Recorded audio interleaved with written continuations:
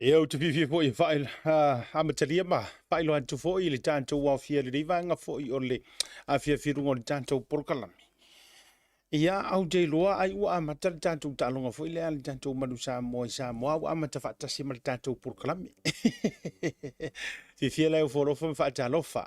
Ia whaatulima fo i au sa ma whai ngā lea vea whaatalofa antu ia te oe ma whaafeiloai. Ia i mamalu le tātou waturo o pa ia whaaleanga nuu. Ia, no watu pe fata alolo ya tu mua mapule a wale tau singa o tama ma ainga fo i mala tu tama.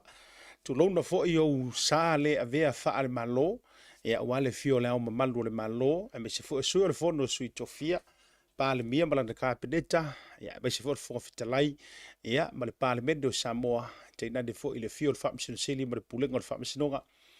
Ai matua le tu u yo pa ia mau sa le a vea faale tala le lei, wa fo i ia e kalesia e fia ia i te tono o le tātou o turu o le rei whainga o le fiafi i le toi amatalina o le tātou proklami o le tauta iae whai o le rei vai aso ia i le whaitau vai aso o le tātou proklami ia o aso wharai le fo i whamai ka la ka kua o ngai aso ia tele aina whamai o le aso tātou te mafti ai ia le na te fia lai le rei vanga o le fiafi e whaafeiloa i lo tūpa ia ma le mamalu, ia o te lo foi po fea lea te mafuta mai ai, te talo foi ai o matua seki a toa Samoa, ia o foi le tapo inga, ia o le tātou au, i oe, he lau manu Samoa, o le au e wha me melo ai lo tātou watunuu, i nā i le apia pāk, le malai au tū, ia o ta alonga i te tonu o Samoa, lea i tā pena ai le lātou ta alonga, ulu ai test, ia male au malosia Italia lo tulaga fitu le faatulagaga mai o au lona uiga e lē faama i mai Italia ia o le se vaaiga lea na oto mai o tatou o iai le tatou timi inā i le apia pak tapenaga foʻi ia mo le ulu ai taaloga foʻi le suga le lii faiaʻoga ia ma Henry Swoka ae maise foʻi o siana team ia oi lo foʻi o le au lenei na te tuu faatasia tatou e sa o loʻu kala o le au le nei a Samoa. Pau ale ngai o le au, na te tuu whaatasia tātou e kākou ke lei loa ai ngi whainga whaaporokiki. Le wingo rau kala, i teimi e tā alo aisia tātou au. Po o ai mai, po a fo i tātou e se esenga, e whaitaunga o le nei soi fuanga au a whaaporokiki ma whainga pāki. Ai tā alo loa le tātou au pele le loto le tātou manu Samoa.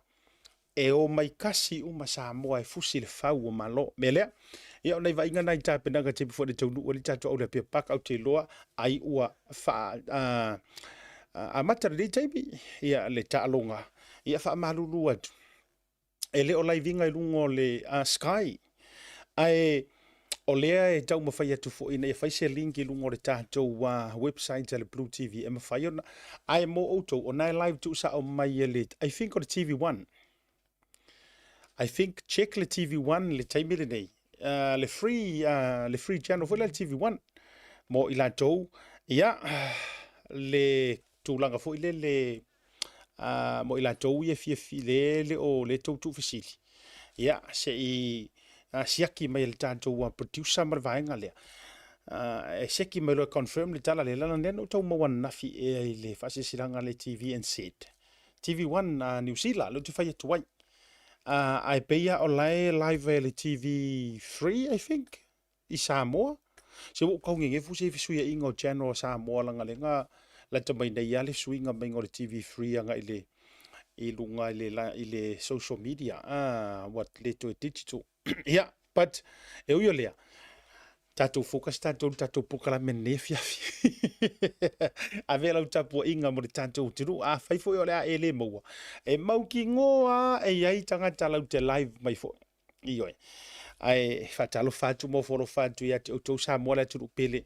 Ia ele dei vaenga foi o le fiafi. Ia le na a fapela o ngai live saola le confirm mai o le live mail TV 1 NZ. A fape ele sau ki vi o ngai ke lau ngai ke peko solo rungo la worki. Check le kamba foi le app on demand. Ala tona iai. Ia ai toi foi mela yo le tatou por kala mele dei vanga o le fiafi o so soani atu mo telo ila tole na fa fisiri mai. Ai i le fiafi le dei. iei tātou whaatalanoanga, awha loa le wha. Wha solo mai tātou whaatalanoanga mua. O le tātou whaatalanoanga mua. Ia, o le a whea le tātou purukalame ia le fionga ia salama tua. O le tasile nei o alo le atunu ua lau iloa fo i e Samoa atua. E tūlanga e iai ia awhianga tu mau. Ai o io se whai pisingisi. Ia ai fo i la le fufuanga te leer ka maloa o lo loma. Ia awa fo i ia le tāpenanga le whainga palo tore lua wherua sumreono. Io e makaukia. E awhaloa la le wha tātou New Zealand tu so le awha o le lima Samoa. Ia o na whawhiloa i loa leo le fionga salama tua Russell. Yang ilungo le tātou Purukalame. Ia o le sia tātou malo. O le ato e maua le wanoa e fio mai ai pe maliu mai ai le tō whali o whaatau malama. Ia malana soa tau le tabaitai i Alice Marie Schmidt. Ia awa fo i se tātou update o vaenga o le lātou fo i liko pero. Por tu langa i lo lātou whinaunga wha le tū la fono. Ia mesio nisio vaenga ia male oto otonga mai o nei mean tutupu le whale whamasino. Ia i le last week le kele i o le drama. Ile ngaka o le fai o le ora le na fai e whamasino anga i leo koe o su e mai ma oki mai po fia kongu o Samoa ku puai kau pulenga e manai ala o le la sau sao a mai fofonga i la ua i o e le a fia i le mata upule ia e se fo i le rope ke o koe whaalau tele me maritu langa le na mau me le tala na a fia i Samuelu pe na sa tia il sunga Samuelu ingisi o leo anyway o le whasolonga na o tātou whaatalitala noanga i le afia file dei ai o te avea le lau mo more dei o te whaatalo whatuai whaatuli matuai wo mapaanga mamaya le tātou Blue TV Maraburu Club o te iae ia a fifio maia tātou io e meritino rungo le tātou program la fole nganga le ia e ke mingi fa mai o mai ina tātou liu anyway ia o te wha watu mua la ufa malo le ma la ufa manuia i le sisi ngā fua le malo o Amerika ia i le dei aso io e Happy Independence Day US of America. Ia le na. O tō mau tama whanau wale tātou waturuu o loo papa au i le malo te leo meliki. Ia o le malo whamai a mingoi e mawhangawhanga ma ioe. Lea kungu umare lalolangi atoa. E whatu saino se la au mawhala le nei aturu. Whamaruia te le lava. Ia lo tō waso soifua i le so o le 4th of July. Ia le sa o le tonga fo ia po le sisi ngā fua po le whamnatu ino le tūto tasi. O ila tō umalava o lo au mau le tunu Amerika. Mai se fo i Mahawai. Fatalo fatuai lam whamanuia tuai ia Happy Independence Day i nisi o wō mapaanga mamai ali tātou proklame leo tau te iai. Mai se fo ia se usa mta ilinga pasi, male fritua, ia me se fo i o to uma Utah, iyo to tele ya aka kango lau lau woko ko sofa oka. Longo ia kau fo inga lau ma Sierra ma me se fo i se unana la ia o ia anti Lesina mar fanau ever after pe fo i Melissa mar fanau fa pru ia tu ia me se fo tu fina tu mema ia male tautonga sunga le wa o ia taluena iyo te kori ma le whanau a ua mataka sunsungu papakiu o tau. Ai whailoa mai ai loa ua skoa le tātou manu Samoa fitu o tātou ai ova malea. Iyo ia ele le itau maka o kiari. Kwa se furu koru mi ngoke karunga makara ka longa di ia ai sikoa ele mangue esa oi esa o maka nga voi ngai esa or ko nga voi ele mangue se vai fa mo i mai me lea o fa mi ka mai ka i ka makanga ngai por kalame o tau vai mai la le wo ulai nai se o fa solo nei o lo iai fu o America sorry ave ruke ve ko mai ngor ka kare Romney ali luafsul pengi ulor campaigner al pedeskengi ali o luafis ia le na le wale no ulai na mai se ulale felana no ia America ia ona ole whaamamaluina o le tō aso le nei aso. Ia, whioi o le tala lei whaatalofa mo wholo whantu. I le rei vanga fwoi o le fiafi. A le ngata i lea o so o se whatawhai taulanga. Ia lusu ngā whono fwoi le kalisia me to tisi. Ia, mo pini tālonga lai whai sa moa me tūlanga whapena. Ia, whaatalofa atu a siata mo wholo whantu i le rei vanga fwoi o le afiafi. Au tele o mai tauina po ini tātou a so soifua o whaamawina ai ona ua pisi uma le toa tele. O le ala iai. Si tātou me ia tua e whaatea le tātou waso soifua le bali tātou waso whanau. Whamruianga 5 tausanga o le li ia Nelson Papali. Nelson Papali. Ia, whamruia le tua. I lo 5 tausanga i le so. Ia, alo whaanga, my you siblings, hello dad, ia muripola tau pa Antonio Papali. Yeah, I may say for your tina, yeah, Jawila Bali. God bless you, baby Nelson. Bali, love you always from your mom. Oh, God. Yeah, mo de joy fabrianga o le tauta ya i le susunganga le arkamikiki au leile o Nelson. Yeah, fabria le tua. Yeah, mawore malosi tupu ai tono le ainga. O le isia sa soifua o le whātausanga. O le tamaitai lea la lele ia Laiana, po Laiana, Flora Sua. Happy 4th birthday, ia el tamaitai au lele lea isi fo manga yoranga kekere whairoma. Ia, whamria le tua i leolanga, ia me se fo le tupu ai mo le malosi le poto ma le tamai. Ia ustai fo i matua le sini lea o mea malavo le leolanga. Ia, whaupopo ai ma alofanga o asiata, ma le programa le taute ia mo oe le fine Leiana Flora Sua. Ia, manisi la o aso whanau o le mau atua. O wawai e tuoi le whai mele aso soifua o le alo si o uso ia tofilau. Ioi, lea, ioi, e mese fo ia i Samoa. Ia, malo lava whaaftai le tua, ia ona o leanga le lei. Ia, ua vai e tuai, ua aulia fo ie si o tadi i lau whionga tōtōri. Lona aso soifua i le so, o tau le maua le lei. Le sunga ia tuwhilau ene le, po te le maua le lei, po ua fia tau sanga o le tama. Ia e whamuri atu ia asiata i rungo le tātou po klame tau te iai. Le aso soifua si o walo.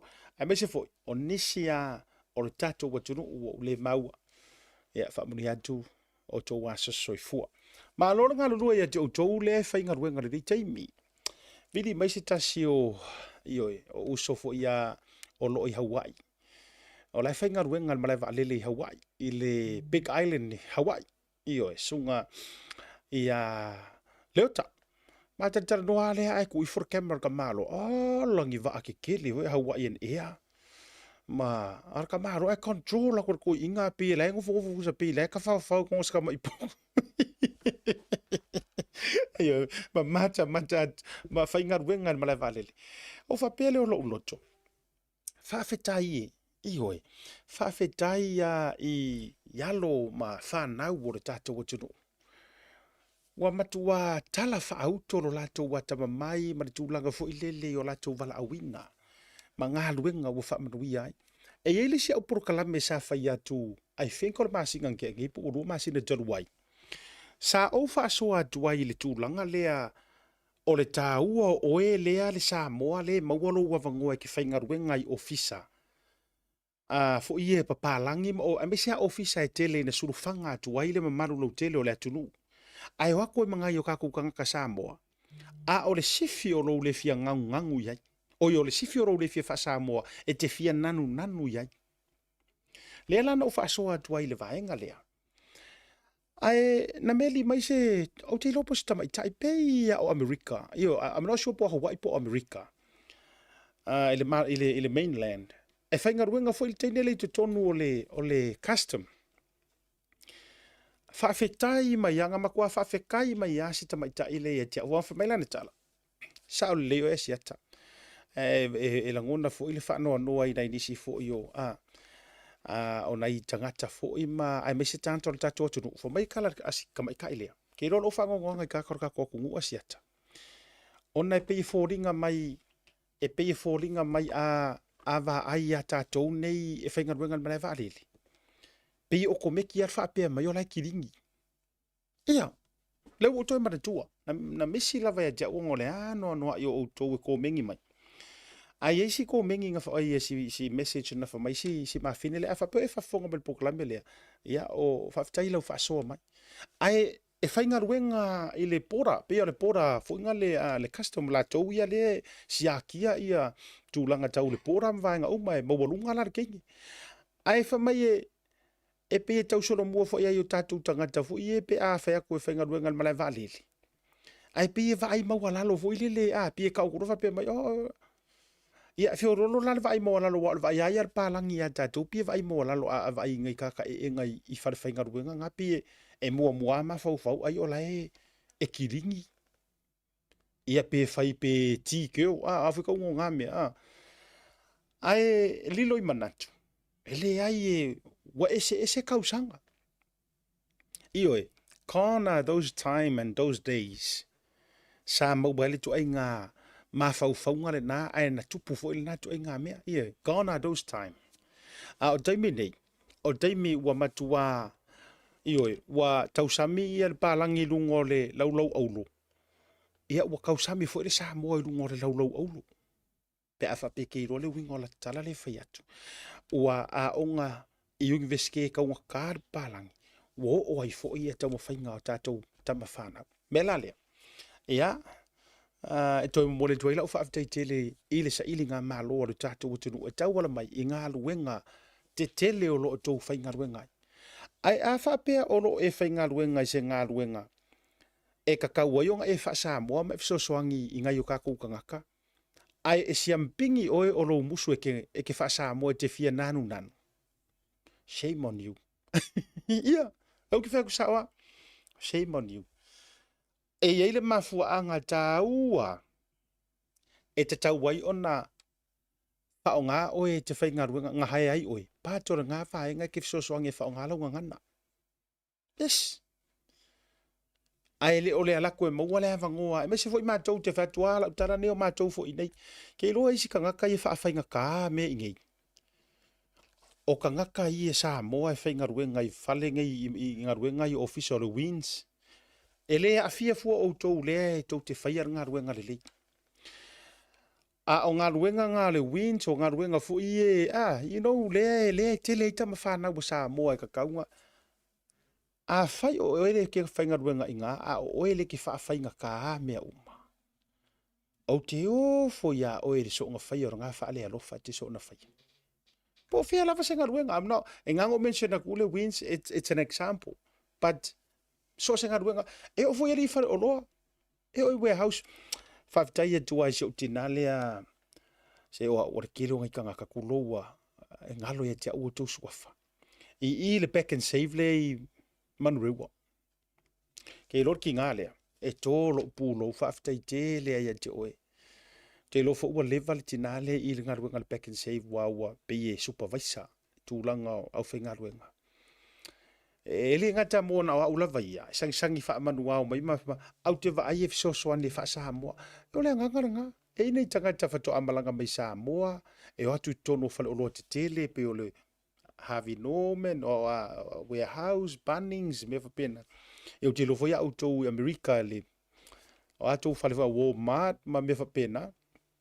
Ai, e fiu o lai lost, soro ngai ka ngaka e kausu e ngi la kou a. Ia, ai ala hei ke kau, are you all right? May I help you? Sorry, not there. Go the other aisle. Ile o mala mga iro makukua mga iko inga nga meo ayo ma. E mo ke wifi yaku. E no te wifi yatu ko lalo le ayo ai vai yaku nga iyo wa kangu wa pe le faku ko inga e faku ko inga kango le ile ai ile mata. Ole winga le fasoa. Se fa mole ia lo faitangata. Nga lelei nei tangata. Tatu atu le, na inisi o vai ngoro tutupu. O leo o vai atu, ia ua sifuru le lima le aua Italia le fitu al tato manu Samoa. Ia, ere kai se kaimi, a le mea le ngo ufai aku wai le mangu le vaveoso le ngoso, le manu fitu le ai, ia le usu le lima Italia, ia aere te taila fo le taimili, afa mua. O leo o vai atu i Samoa ina inisi o tato updates, ai le isau kako malo. O leo o vai atu. O le ua faisuesuʻega alo ia. O le alii failautusi po o le suga i le alii failautusi o le maotafono po o le palemene e Samoa. Le tofā ia Satama Witime. O lea ua fai se suesuʻega faapitoa ma faananati. Ona o ni tuuaʻiga o lea ua laumanuʻia ai lona suafa e tauala mai i se tamaitaʻi. Lea sa avea ma sui failautusi o le mota. Ae sa faigaluega le ofisa o le palemene po le fofoga fetalai mo le 3 ma le 4 tausaga. Talu ona faigaluega lenei tamaitaʻi. O le tamaitaʻi e suafa ia Taikerise Moe. Ko sesila foʻi kai mo le fogo. Le la ia se tamaitaʻi le nofo mai autafo o le failautusi. A le fono. Ka mai kai kongo ala le ngā leu ke karangoa kuai. O lea ua fai le, o ua tuli le tamaitaʻi lea. Sa faila na faamāvaega. O le la ia tangia mai pea ma le toyono masina ona maeʻa lea o lona tulaga retired. Ai peitaʻi la o lea la ua faateʻia ina ua faamālōlō faafuaseʻi. Pe ua tuli. E le failaukusi. Ona oni tuuaʻiga e faapea mai. Ua ia solia ia faiga faavae po policies. I tulaga foʻi e o faiga ai e lima taʻitaʻina ai galuega lava ia e tauala mai le faataunuuina o sau complaint. Now, o lea la ua koe sauiluga le kuaiga makaupu lea. O le mataupu faapea nei it's not the same as Tanupi Fa, se whakula ukala. But e iai longa kana similarity in terms of o le complaina nga i le higher level, nga i le higher position. Se whatula la utala lea langa e se la lo fi aka i le mele u fai kau kuai.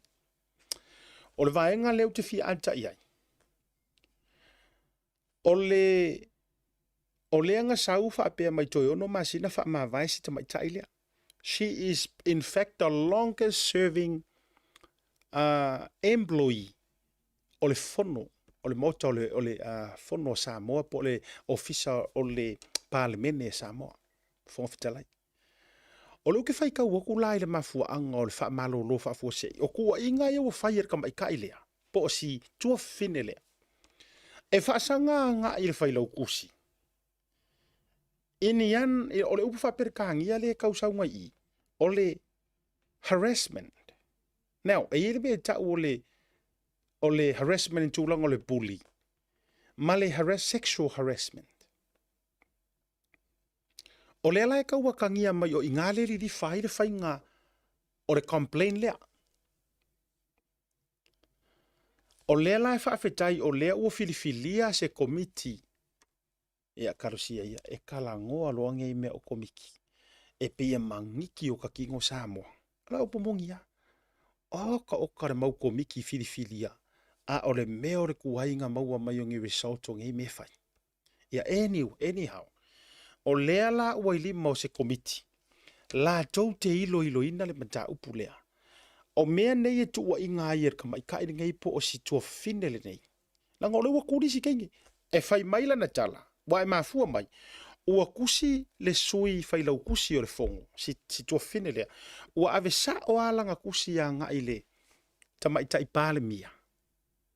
Ma raise iai issues ia e whea ngai maia, ma ngisi o kenge whai ngā ruenga, taba i tai whai ngā ruenga, i le ofisa o le fonga whikalai po le ofisa o le fongo. I ka loa i ngā ma le whai lau kusi o le fongo. Kuri loa. O roke whai a kua le mele mai le li puki mai Samoa. I ka loa ma le whai lau kusi o le fongo. Kuri loa. Whai mai le tala i le tuli ina, whai mai le whaamani nonga i le whai lau tusi o le fono. Ele o iai se kula fongo. Pa mai. O le iai policies to e whaasa forbade staff from seeing the office of the speaker. A whaasa mo inga, pa mai. Ua e solia kula fongo o kako ngā luenga. O le wa e oso ave i o le palemia lau. Wa e oso ave lau complain i o le palemia. Ai o kokongu lava ia o le ofisa o le fonga whikalai. O la fo i le ai se ku la fo ngoi mawhai inga o ngai kaka whainga ruenga ia. E o sa oi vai fo whekalai. Lono winga lai a tangia mai. Pe a mi o va lea le awari i e whainga ruenga le official fongo i ngai ke ia. Leo ke wakuas whakai ka inga. Pe a mi o va lea. Pe whaingi ala ko winga makanga i ke inge o le official fongo. Po o alava la tau skairi e whai iai. O lai fie whai wai pui pui ala ko whamai. O le kula fongo le i. E le mawhai e se employee. O ngā lufu e sori ko kongo le officer o le speaker. Whamai o lai ia ka ia la po policies. Po whainga wha vai po tu la fono po policies ngā e le ongi loa au. Whamai wha sa moa ngai si au e si kakai u wha sa moa mai le upuna policies me o polisi. O le beo le au whai o le whaku upu a o ngā me o polisi. Ioi. Ai o whainga wha vai. E mana ia e lima taita i ngai ngā ruenga po o lea lai whai mai le kala. O le kula fongo le iai al mauka fongo. O le official le kako whai ngoi ngā o mauka fongo langa pero mauka fongo mo le palemengi. O le official fon whikalai, official fono. O le tula fono la iai. E le mawhai. O ngā so o ngā alu sesi e o aia o e le sui. Le sui whai lau kusi. E le mawhai o ngā e so ngā alu fua. E ke aru ko kongo le official. O le fonga whikalai. E raising au issues mangi maka upu. Yes. Leanga o lai pui pui ai kula whongolongo winga, in other words. E kasi arka ngā kai li poki uma i le au whai ngā ruenga le whonga whikalai. E le o le whonga whikalai. E le o le sui whonga whikalai. Ai li poki uma i le whailau kusi. Le alai se e iei sa tama. Witi me.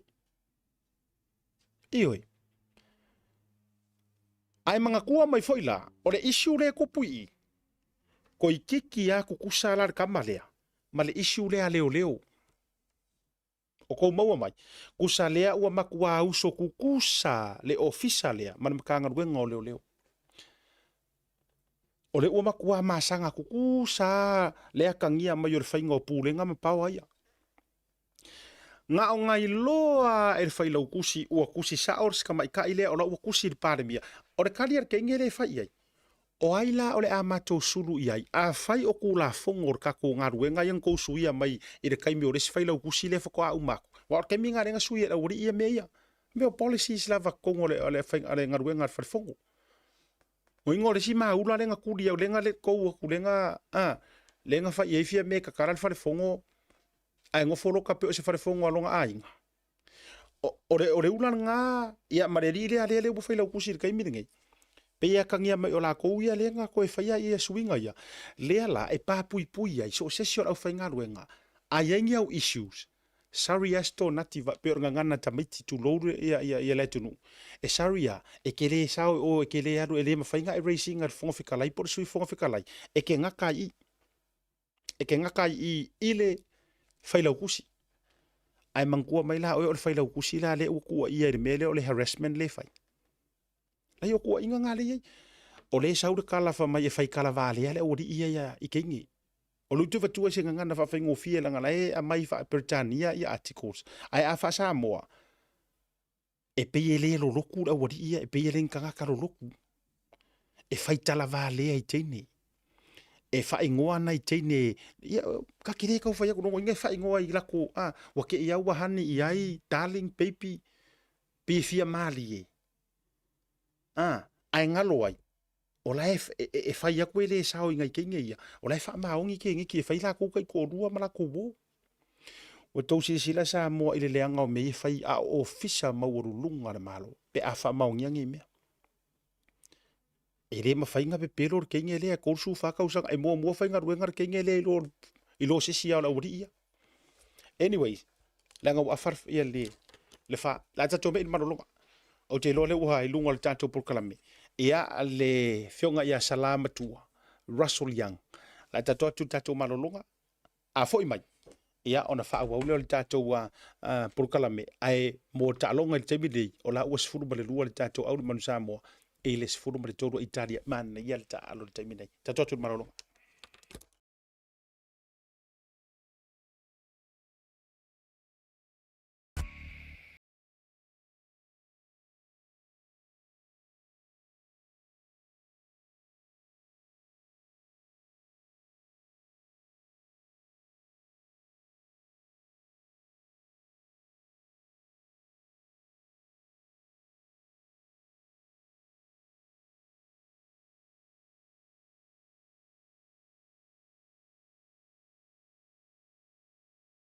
At SMI Hardware, we understand the strength and resilience of our island and its people. That's why we produce our own ColourBond iron roofing right here on the island, using the finest materials and expert craftsmanship. Built tough to withstand our unique climate, our roofing is designed to last for generations, providing unmatched protection and style. Whether it's for your home, business, or community project, trust SMI for quality and durability. Our ColourBond iron roofing is not only strong and reliable, but also adds a touch of elegance to any structure. Engineered for performance, our roofing stands strong against the elements, ensuring your peace of mind. SMI Hardware, where strength meets style. Proudly Pacific, proudly local. Visit us today to find out more and see why ColourBond iron roofing is the perfect choice for your next project. Tualoa le Pacific Easy. Olo whawau pere tātu whapitoa nao le 5 tala te tongi mō tupe whamamoli pe ae whaunga ina le Pacific Easy mobile app.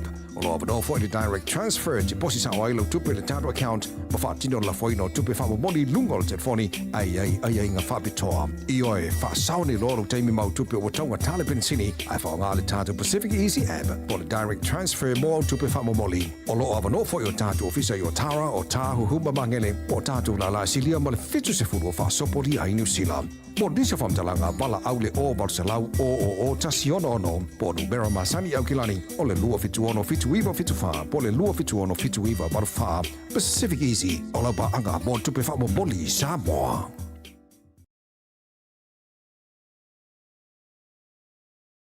Mo le whaonga hino le talo for voucher.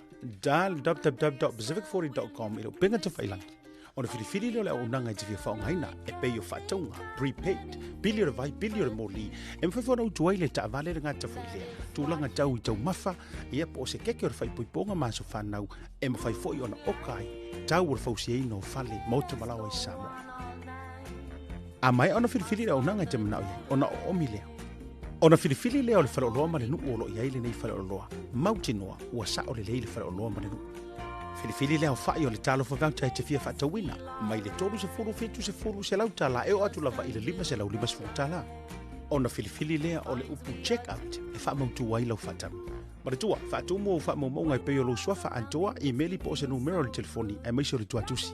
Mo lo ainga i Samoa, manatua, whatu mo le swafa ma le numero le telefoni. E lua awale mfona e tutongi na ilo whatau. O lo avanoa le online banking mo New Zealand, ma le visa card, ma le debit card mo so o se vainga o le lalangi. A mai aloa, o na submit leo o lau whatau. O le teimi la vai mai ai lau whatau, o le awhiti se wha ai loilo ilo ainga i Samoa, e alai se whi autustusia i le telefoni po o le imeli. E wha mautu wai le whatau. Manatua, Pacific 40, ma le talo whavauta.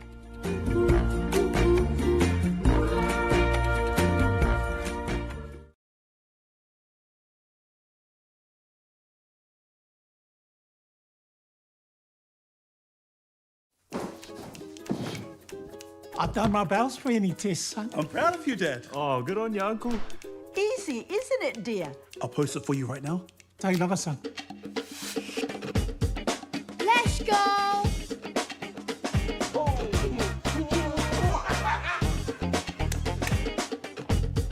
Solly, hurry up! Stop mucking around, just send it.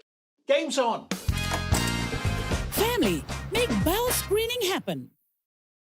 Taimi o le wati lea ua toe lua suma 5 minuti en tale le tu la e 5 i le taimi matou ni usila dei o te fifia whailo atoro mo le vanoa ma le fionga ia sala ia Russell Young i lungo le tantou proklame o ia o se whai pisinisi tūlanga tau real estate tono Samoa ia o se matai Samoa ai o se sui fo i o wa whaatapena ma whaoliori a wa fo i tūlanga o le whainga palo te tele le turu ia fia whaatalofa ma whaafeloai fia bai abtala bai aolo fia ko salai lungo le tā proklame le lewa ngona fiafi ma lole soifo manuia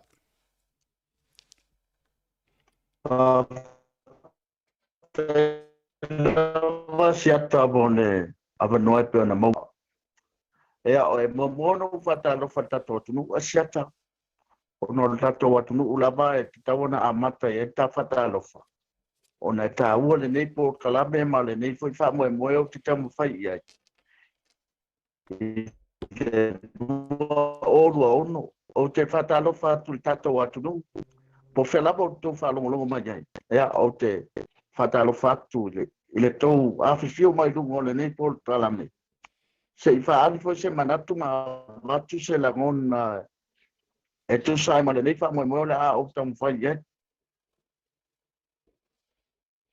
Malo fa tele lava sala yoi. Tau fa le tonu te isi ale ta internet. O te lo foi o tanga tauna manino tu langa ole pi tau silo mai foi le ka ia ai na ona to e apo tu fa pena ai le ai ta fata tanonga ai mo fa fonga mo ta tu ola ta me fa solo ele nei vaenga o le fiafi o le ua maua se tau mua i le vaenga o te fiafisili e toi o le ua maua o le ke kapenga i le il whainga paroka lua whiru sumare ono o te le i ele whape o sesi tu alanga o lau te fisili sao atu o lau sunga matulanga fo i wasira fiai e le atunu lau fo i tau mawhai ma ai o le o ngā whea wa whea i e lo whina ngalo o le taimile nei po o le tausanga lea o le a ngafua nei le palota o le a e alu wai le tofi a o le a fo i se whaato whala i ngai kuaku o le whai unga o le a e whaia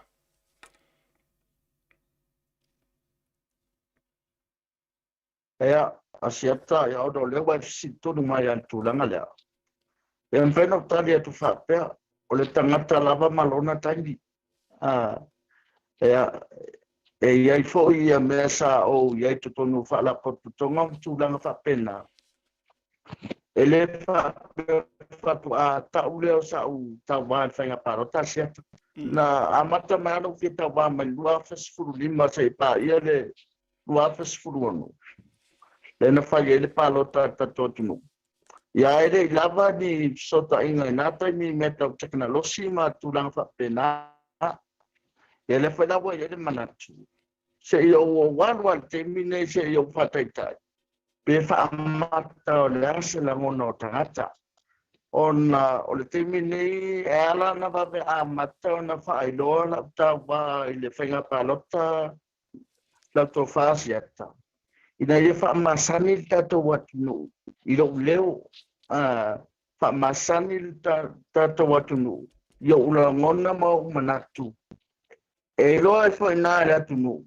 o te angaba o te alu tofi pele e peo tūlanga nā le wā laila wau nā mawe a matau na tā pena le fieta wā i whainga palota e le nā tia o iai tūla whono mai aina iau te loa o lo mawe nā e tā pena o le a whaingu fie fwoi leo nā e titiro mamaotua po le ale si stepu la o iai la waru po le ale si tūlanga la wa tata mai mo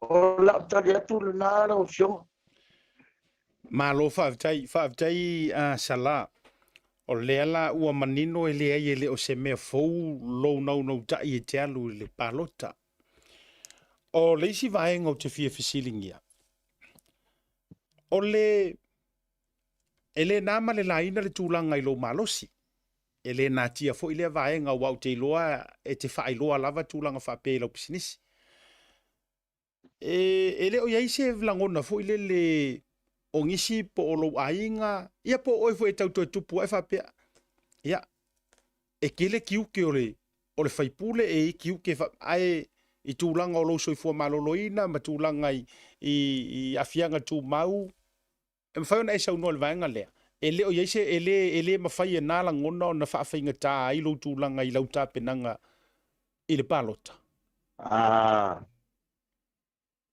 asiata o le tapot kalape le sole faisina tau leanga mai o talainga ai o le te mau atu le te fisili mai pe ele o yaise la ngona whapena e moa lava lo manatu fo i le I le tūlanga fo i lea e tutusa uma lava tangata na whai e leli.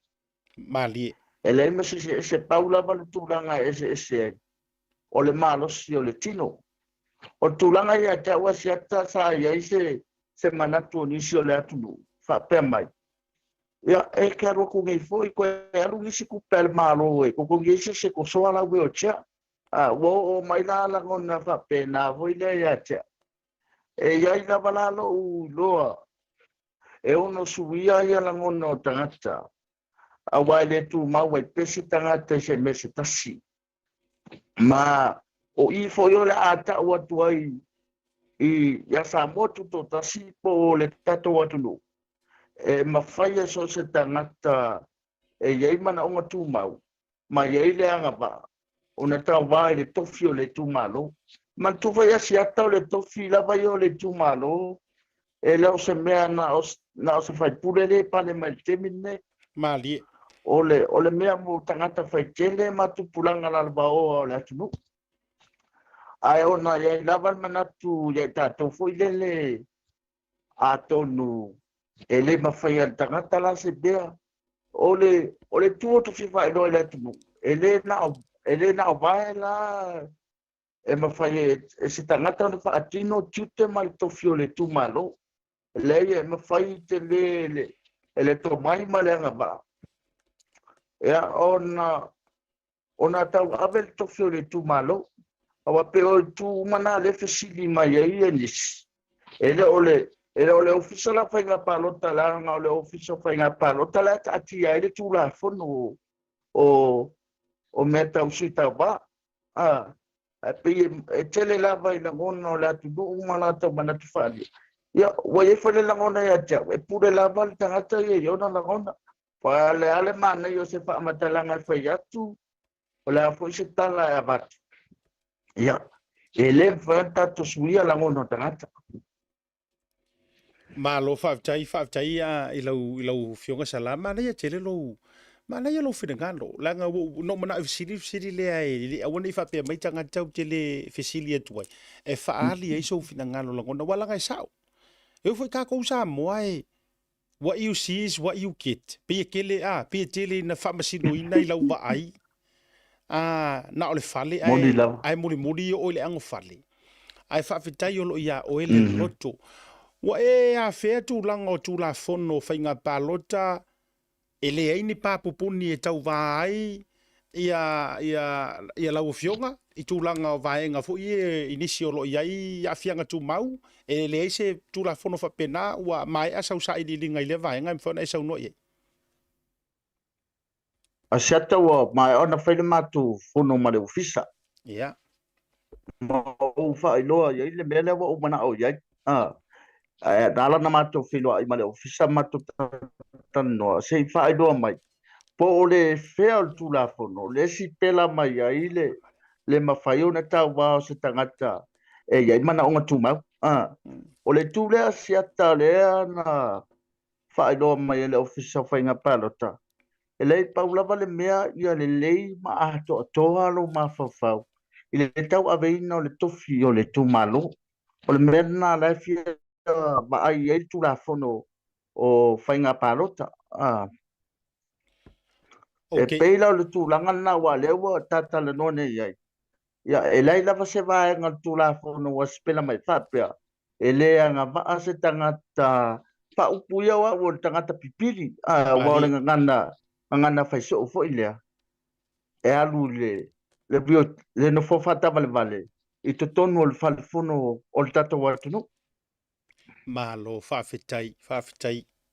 vi ele li i wo mana ia la ele ai se vai ngai tava vai ese ai tu sa uma tanga ta uma o le fisiri o tai ai fuanga ai i ta fa so la vor fainga palota langa o le ua fa manusina lo fa moe Ole aso ufira ngalo ye tula fono fainga palo tale ile lua fes furuiva.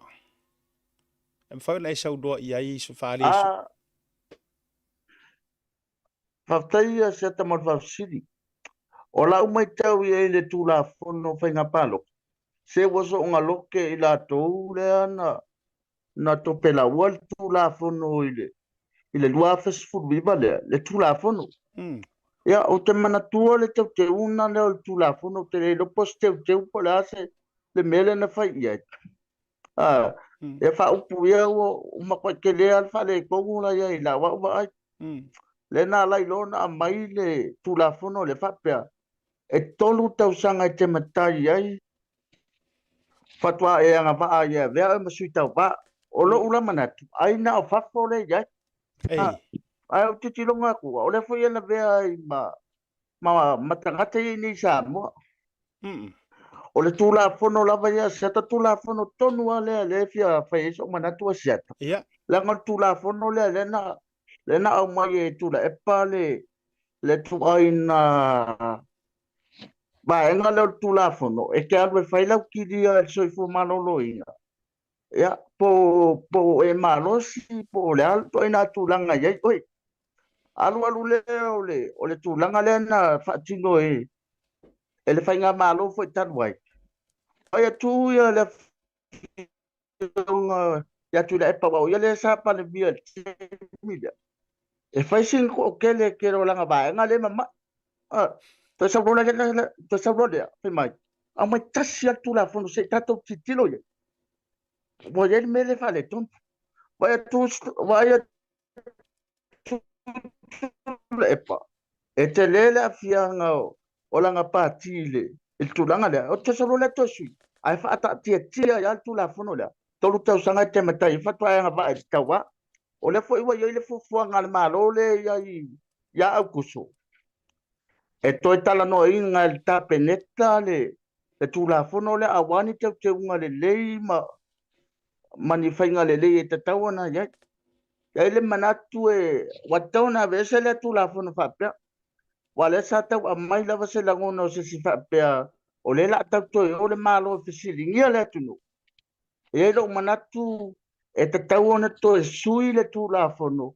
Ana ile mea lava sa ia. Ava ai uma mea fula ia siata. Ave vai se me fata pea ai tu lo le tu. Ona meni o le ata tu tala no lo ile meta o le ia tau o tanga tu suifua. Ele ni papu pui o le ia tau ona lo fieta va lo fieta tu o lo tu malo siata. Pe menna le tata no ai. Malo faftai.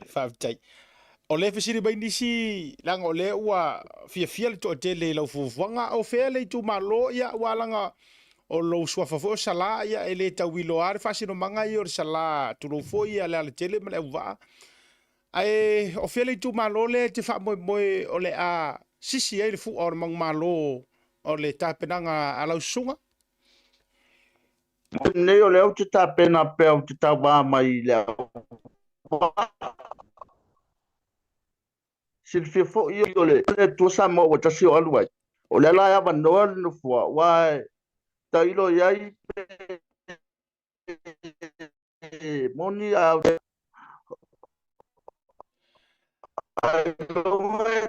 sala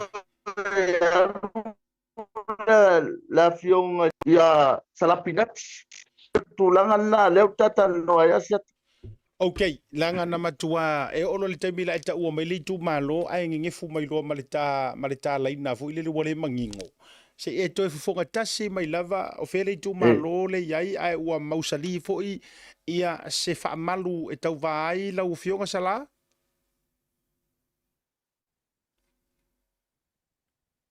Ya olela ile ba tua le. Okay. Ya, okay, le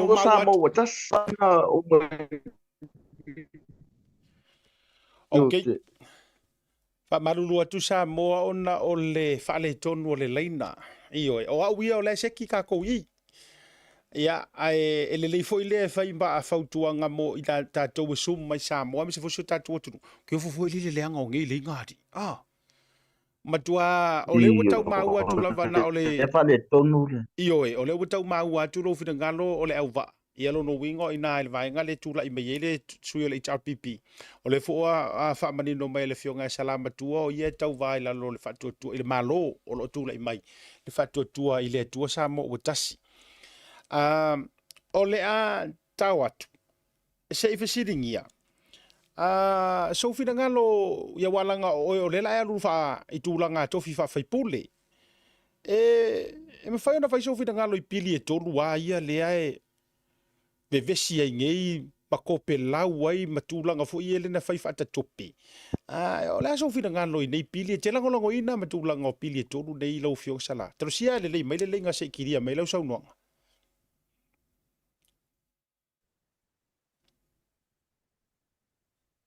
Ya banela u sangona siata. O tele lango ina ya pile tolu. O le mafoanga le ya siata. Fa tolu na o luma komiti le na lato. I mean le komiti na to fialo ia parlemene tarbai. O tele lango ina ne pile tolu ono le tele o le ya ole tu tele lango ina pile ne tolu. Langa le wa lua ule ole afo famasi nonga tato tu le famasi nonga la le tato tu le tua tu e tato tu le la wa te le fa ona piline to ole si tu no titilo yai I taimi uma ia na o lunga komiti a seta ele le ona fa mala malamba komiti fa parlemene le tu la fono le ile moboli na mai I luma o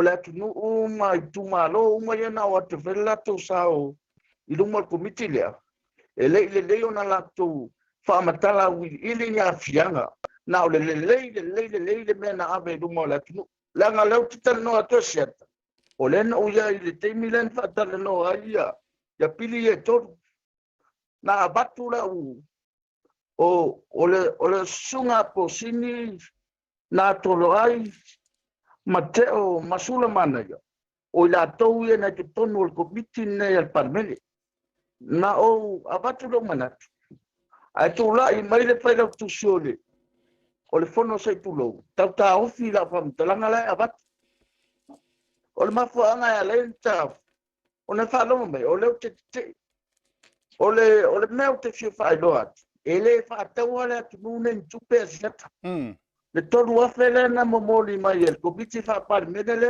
tarwai ele sta fa langa o le upu moni ya le te fa ya tu o le me foi na uti tilo ye ya pe mo fa tau foi le la ngono le atu ya ma yo ya tu ya ale mea ka taunta tu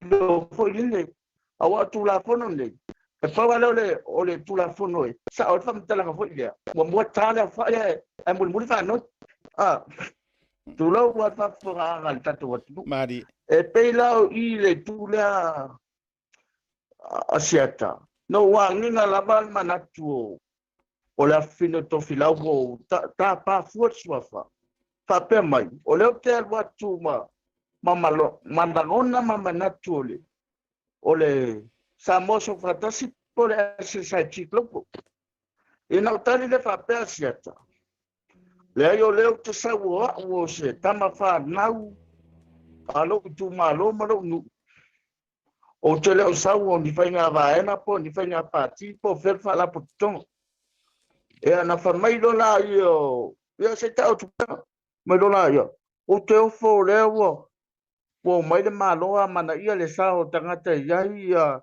a fianga tu mau matangata ia mana on fa pitoa le ne ia te ele ile pili le o vai tu te lo foi lo watu no o te lo foi lo tu malo nei mato wo se ona fa ale tonu ya le ya ola tali atu na setan ta pura malo fa'afetai e sele mana ia o lou finagalo fa'alia e se foi le tōlou loto o e foi se tagata you speak your mind i le mea te tau ona iai a me se foi la o le fa'afofoga sa moa i lau saunoaga e te faia mo lou atunuu o le sia ofisili lea ona tau atu le vaega fai o le tafa'atalonoga ona le tataimi o le a le mafuaaga wa e naunau ai lava e te alu la i le tofi ua alaga ua umaga ofisili aku e ofisili muamua na e tali mai ua le vana e tapena a o le la ua ofisili atu o le a se feʻau e a le te fia momolia i totonu ma se whaamoemoenga wa e pulu nau ai, ia ato mai le pule a Samoa, ma lou I tu malo. Ai se e alu kong oangi vaenga I le lifa I lau whaamuamua ma tūlanga I lou nau ta il palmene.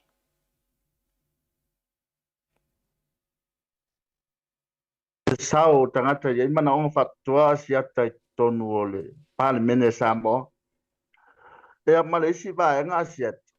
O le utu to mana tu tasiva I baun. O le na fa o ye le malo o le hecha pipi ta wi o hecha pipi tu lo wa le se si tu le utu fa mtala tu. Ia ele mato wa fio anga le o vai yusu. Ia matulanga o le tutupu mai nei. Se I fai se sao tangata ia mana un fapitoa. Po le ale tu ai ngā tanga lea ese mai. Mai la tofo yolo ato tole malo siotino. Wale me moni lapa. Wa manatu ana lapa le tangata asiata o mea la tu ai ngā la e fi nawe tonu o padmeni. Wa ngalo le tu malo na filifilia e peila unalea ya ese manatu. Se ia walu au te whataitai. A tonu I o le ailoa e tangata. O a ulava o le au auna le tumalo. Ele whapeu whatwhai lea si atau wha olo atau al palota le atunu u mo le lua o lua ono. A ese I o whaamatala I le. Toi whaamatala I e o lo pale mai le temine I le tofi o le tumalo. Ele o le mele na nau atu ai o. O le palota le atunu ma le filfilinga le tumalo. Au ta walel to ta walel nga ni sifa pe mai asiata o mai ona fisili le tumalo na tu sa fa le abe lunga fa me le tumalo le wa pe wa tona fa ni submission fo ile fa sangi mai tanga to lu nu ma le tumalo petalia ina le mele la e alwe moli tono par mene fatwa e tu fo le fa aria so finga ngalo fa aria asiata Malo whaavitai tele lava o le uwhaafonga le atunu. Iyo, e lo whaafonga le atunu o le amatanga o lo whingalo. O no le tātai me ia o le fua tāpena mai lisi au whaatara noa ngai se so o ai malau fionga salama tua. Se I whaisau noa ngai li tūlanga o lau pisinisi. Ma ua fo ele nei lau wai whaapea mai kangaka. Ayo e eva awara kele vaku o le uso. Tulo fo I a lau fionga wa la le fo le ta mafutanga wo fo I tu fo I le se o malanga au vai tino fo I le tūlanga o lo mota ma lo fo I tamalianga ma tūlanga iai o le tangata fai pisinisi o e fo le tangata e whamaoni ai o amel pisingisi ai o a fo I tūlanga o le unanga o lo o whiangai malausunga Asiata o le baenga le ele tulanga pisidisi temine ya mo nei tai ya e pe tele la fo ile le tangata fo ia fa mata mat e mautio fa mata mata fa nuam tulang fa penda ya ole mea ya sila fia fo ele atunu ale sa tupe ya na sa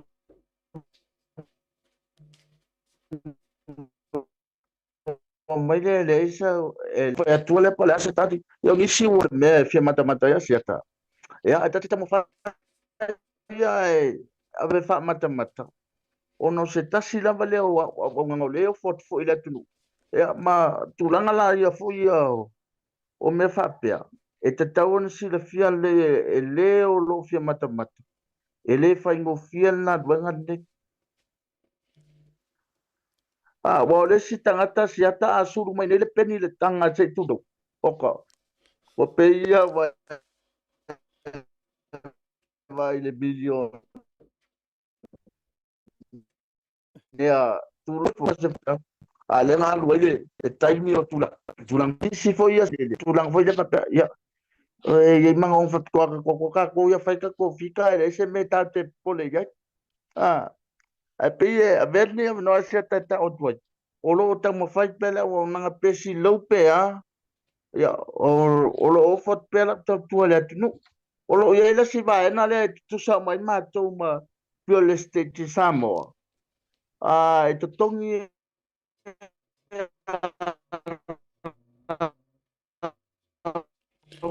o lau fi foi le te sa le ato fa nuam fa mata mulanga le ono le Ya. o niso le nu e o ka mai ka la fe tu si la lo le o la inga la ya e mai ta wa le po le atu rang o fila le atu pu e le ata fa tino i stulanga o nga wenga le ya au nisi wa mana to fa fo ya tu set al meia o le na fa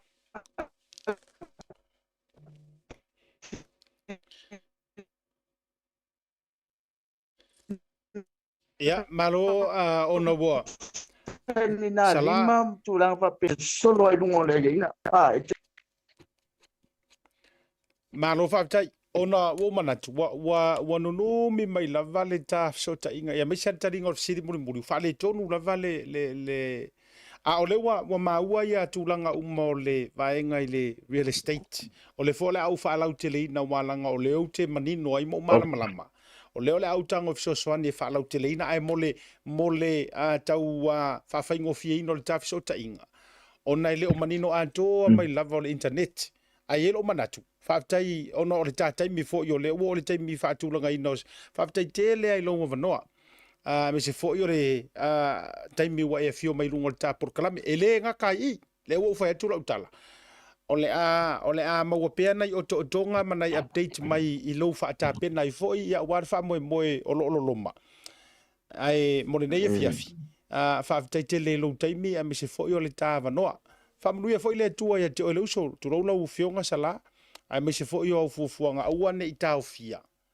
ona o manatu o le tagata afai ona ua e silafia lava e oe ua uma agafai lau suʻesuʻega o loo mafaia mea uma i tusa o le tulafono i lau ai mese lau tapenaga i le faamoemoe o sona mea kakou e leā ia se me taofia ai fua ia ai foi le faamuliaga le tua i lau ounaga ai mo lenei ia vaega o le afiafi ia tafaatofā leaga ua na o le motumotu mai lava o le internet ae avatu foʻi faafautuaga ma tuʻalalo atu le taimi lenei mo lesi ka faakalakalagaoaga faamolemole siaki faalelei le reception e ma vaaise nofoaga lelei na ia sologa lelei ona o lē maʻimau le tele o manatu ma lagona anoa ia ai ona ua lē manino i le faafofoga maua le atunuu ona o le tulaga faaletonu mai o inā i le taitū lenā le taleina ae mo lenei vaega o le afiafi ia o le a tafaatofā alofa tele atu mo o le uso po o lauafioga foʻi manuia taurumaga o lenei afiafi ma le agaga faaloalo ia alofa atu fai asiata le tatou atunuu ia e mese fai lau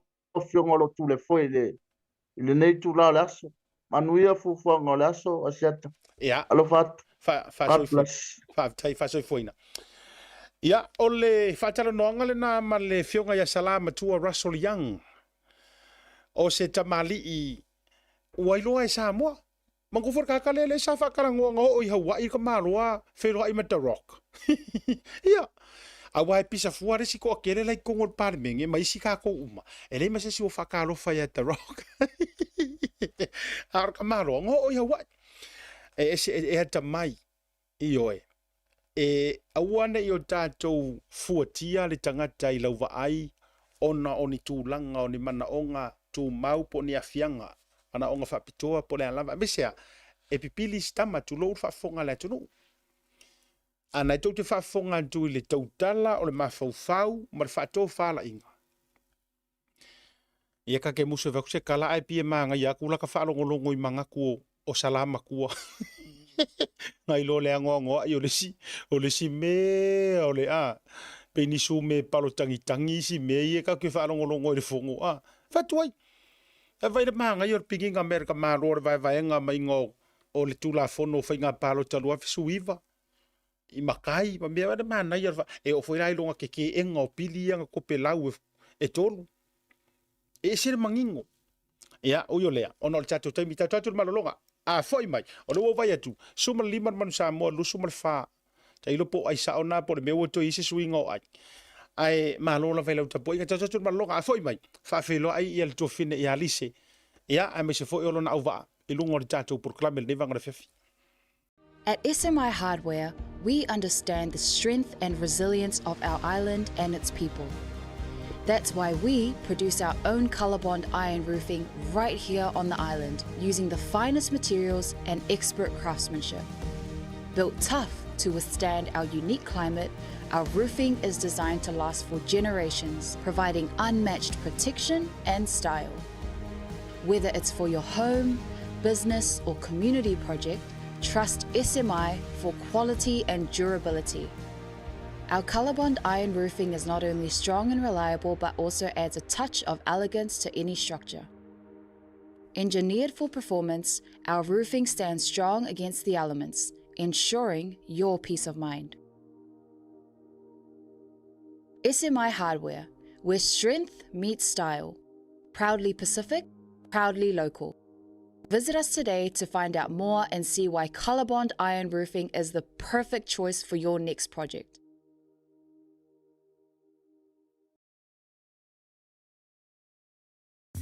Mo tupe whamamoli Samoa, mana tualoa le Pacific Easy. Olo whawau pere tātu whamatoa nao le 5 tala te tongi mo tupe whamamoli pe ae whaunga ina le Pacific Easy mobile app. Olo avano fo i direct transfer te posi sa wailo tupe le tātu account ma whaatino la foino tupe whamamoli lungo le telefoni ai ngā whapitoa. I oe whaasaone loro teimi mau tupe o taunga tale pensini ai whaunga le tātu Pacific Easy app po le direct transfer mo tupe whamamoli. Olo avano fo i o tātu ofisa i o Tara o Tahu Huma Mangele po tātou la la silia ma le fitu se furu o whaasopori ai New Zealand. Mo disa whamtalanga wala aule o Barcelau o Tasiono ono po numera masani au kilani o le lua fitu ono fitu iwa fitu wha po le lua fitu ono fitu iwa baru wha Pacific Easy o la ba anga mo tupe wha mo boli Samoa.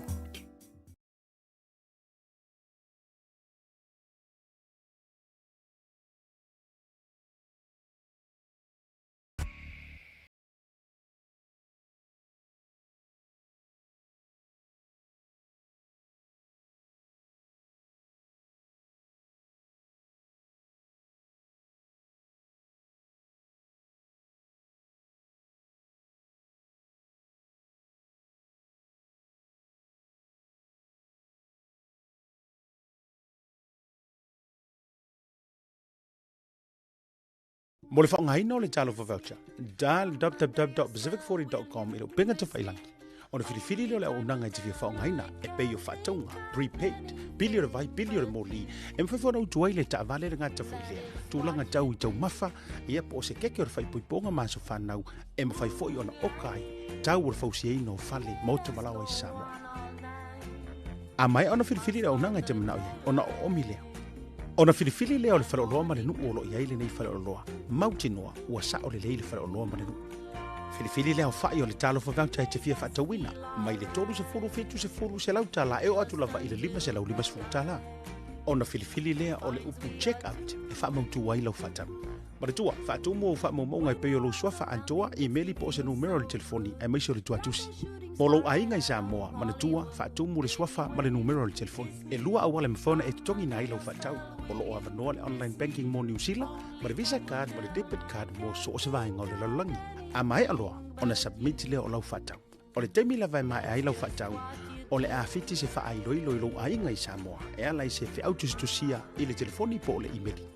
E wha mautu wai le whatau. Manatua, Pacific 40, ma le talo whavauta.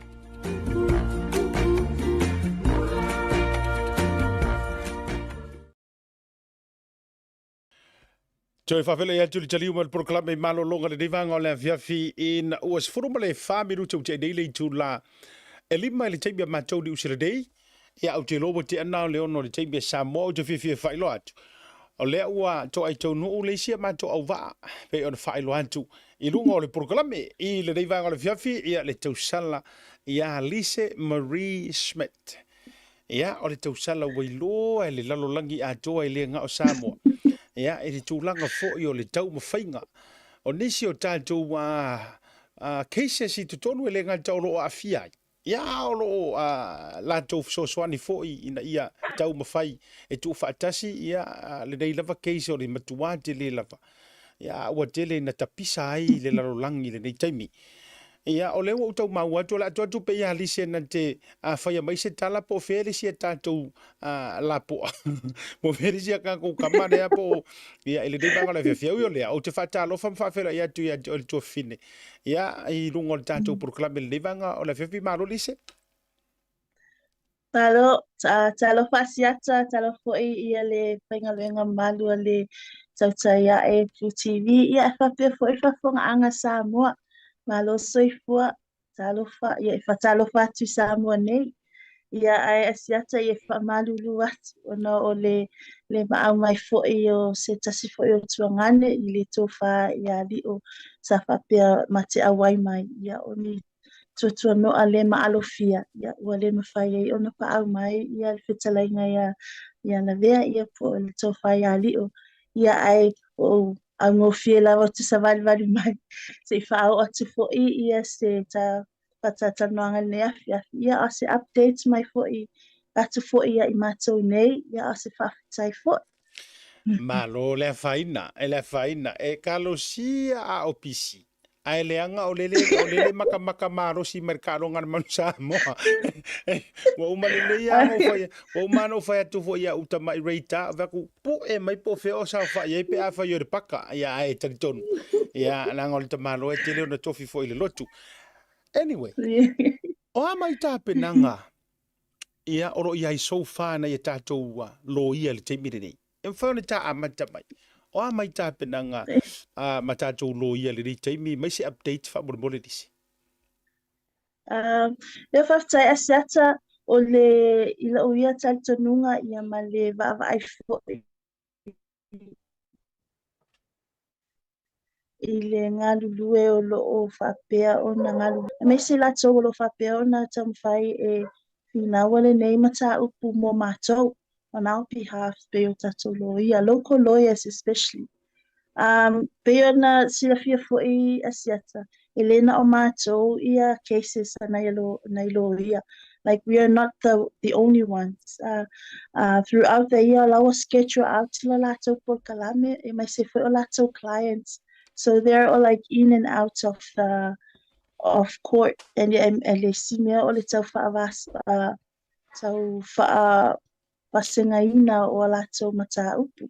Ia ai o le so far i le mātou tapenanga, i le tapenanga fo e nai lo ia mo tatou. I think they are actually on the right track. I la uiva ai maula fo i e le o whapea o pa o le se itu lo se latou tautua ai mai sol fatinoina o le mātou mata upu. Malo whaftai tele lava. Whaftai to fine le vaenga lea. O te fisilia tu lava. E mawhai ona e tau sau noa mai i se awililinga o le tutongina o tātou lo ia. Ia, ai me se fo i o bai o meale kapisangei, o kongi o lo ia, E mawhai ona e tau o mai se awililinga o le tutongina o lo ia, a oi fo i lo ia le e whaasoa ia i se leni nei e angarele i tuaile ma manu le tunu ufa muna mole lise. Whaftai asiata e tāua le fesili lea mo le silafia foi. Ai mai se o i lātou lo whapea o na au mai pele lango ma ua mai a foi o na lafoina mai le selen o whaatino ai nisi o vaenga. Mo le silafia i le tatou atu nuu. I le tau mawhainga o le nei mata upu. Pe o tau silafia i ana mua lava o le first and second defendants pe o le sunga ia Samuelu Masivai ai pe la o le defamation ne wa afia la o vaenga la le defamation ne pe wala vea toi mamato ia le la o vato le afionga i le tofai ali o ia o le afionga ia fepulea ia malo nei tangata ia ona tama faile o tatou lo ia. It's like a chain of lawyers. Ina ia tau mawhaila tau e tu whaatasi fo ia se whainga ina ia whawhaingo fia i le tatongi ina fo o mātou pilio o mātou lo ia. O lea la e ao pea ona whaalau loa atu pea ona sa ilia i le se leni mo se taimi puu. Ia lea na tali mai lava le atu nuu. Ai o le vaenga ia mātou lo ia ma le vaevaina. Ia pei lava ona whai atu. I le amatanga, ia o le susunga ia Sivai ma Sam, Ia lo ngafalea malea fionga ia unasa, ia mafui maona Josephine of the Sapolu Law Firm. That's their local lawyers. Ele o ta'uina tuaile KC. But they also have a KC. Ole sunga ya miro lo tula imo miro lui lo tula imo ma uma le fionga ile fai pule ai. Ia ma le to fai ali o lo fape o na tula ia ile to meta ilo ia atanya tua iloa of tua iloa law firm. So to sape ese ala so law firms, but they are all under they are chained together to carry this case for us and also carry us forward ile court under this ile lato for tutuunga. Ma ole tutongina la tato loia ele fape halu ale tangata ye pe ilanga ia loia. So there is a certain invoice e almai ele lato umane olo include umamai fo ila ia loia. Na all these lawyers ma cases ia ele tasi ale le invoice e almai ona ole o matou e tutongi. O le pili mua le o matou tau apai ono le na whaatino pe tau silafia ia le tribunal ale tuwhai a lio ia le sailana Casey and his local lawyer o pili la na le o mai a atu ona tutongi o lo iai se vaenga o tutoi ai o lo iai o matou pa payments o lo tam whai whaatino. So ai lea o lea so fa ala ulo atu ko ile wa avatu iai le matou tolu spuka afe. That is for all the retainer fees attached to cases. So when we pay that fee, then surely our cases will be able to come represent us in the due time. So the case that's for Sam and Sivai and Moma will for Imafikuleai. Yeah. Ala ua manino ua iai fo ile keisi le to whaiari o ia Morgan Phillips o lo tula I pia mo ia. Malo whaavitai mo le update o le vaenga lea wai si ora kele ia fo i o le ila tau fo i e whai upo matala i o to tele fo ila tau e tu fasili. E tau wala le fasili atu pea ia te o ele tamaita i o lo ngafa. A wai pia fōringa mai e lua vaenga i kau a vea e le ngaka o lea ke a afia. Ia o le fo i te toi tau tū malosi le tau wha i le tau tū wha te singa. Ia o nei fo i wha moe me se o le komiti. O ke fia le vai aso le te nei. I le whai unga fo i le na dismisa i e le tamaita i wha masino i a talasa le amendments fo i lea le tua leo. Nau, e mawhaianga e koe vali mai a wao le sa e iai. O le atonu ale mea le tupu o ka whaalongo fu ka umari e le avaku ngori poki wha mai o Samoa ka whai whau markelo nge. E mwhaiana e sa unoa mai a li se vaenga lea. Ia, asiata mana tua ile amatanga sa tau ave umama tau tolu e le fionga ia langa aia langa aia. O inasa fai ai applications na avatu ai fo I mamato avatu umai lava mato to tolu nei mafai e le fionga li loia ona tau ave mato ia mai se foi la tutu unga pe o le recusal ia matanga le na mana o e recusal ia ma le pe o le sam le sa avatu umai lava mato to tolu under that application ai ina ua to ai mai ia le fionga ia le sunga ia mural lui o la malo ia fo ile ma la fiona ia fe pule ai ia sa ia fo inisi vaenga sa titilo ai amendments na au mai lo ia a leo le prosecutor pe sa va ai fo ile to ai le vave fo I ona po o ia le puipuinga fo ia le fiona ile sunga lo ia miro lo na tam faile it put a stop there like oh wait a minute o le ale mawhai lo la e mātou fo I e afia ona it's all like o le fionga o le titilo fo I nei loia o le taimi to counter ai mātou how are we going to counter I lato au mai le au mai ia le whainga ia so na vave lava ona pia matu ai ia le mātou lo ia mwhape atu le ai e la whailanga fai fo ilanga ia application e te enai ia le atu e ngā mea whapea mai whaongana o Samoa lea na tupu ai ia taupulepulega auā pe o conspiracy lava lea e matou te laveve atu ai ia ona tausaga le matolo ia se faamolemole o lalo lava i galuega faaloia e maise o i le constitution foʻi ia Samoa e ao lava ona mafai ona tatau ona au mai ia le vaega lea o nofoaga o ai na afia o le taimi o fea na faatino ai nei ia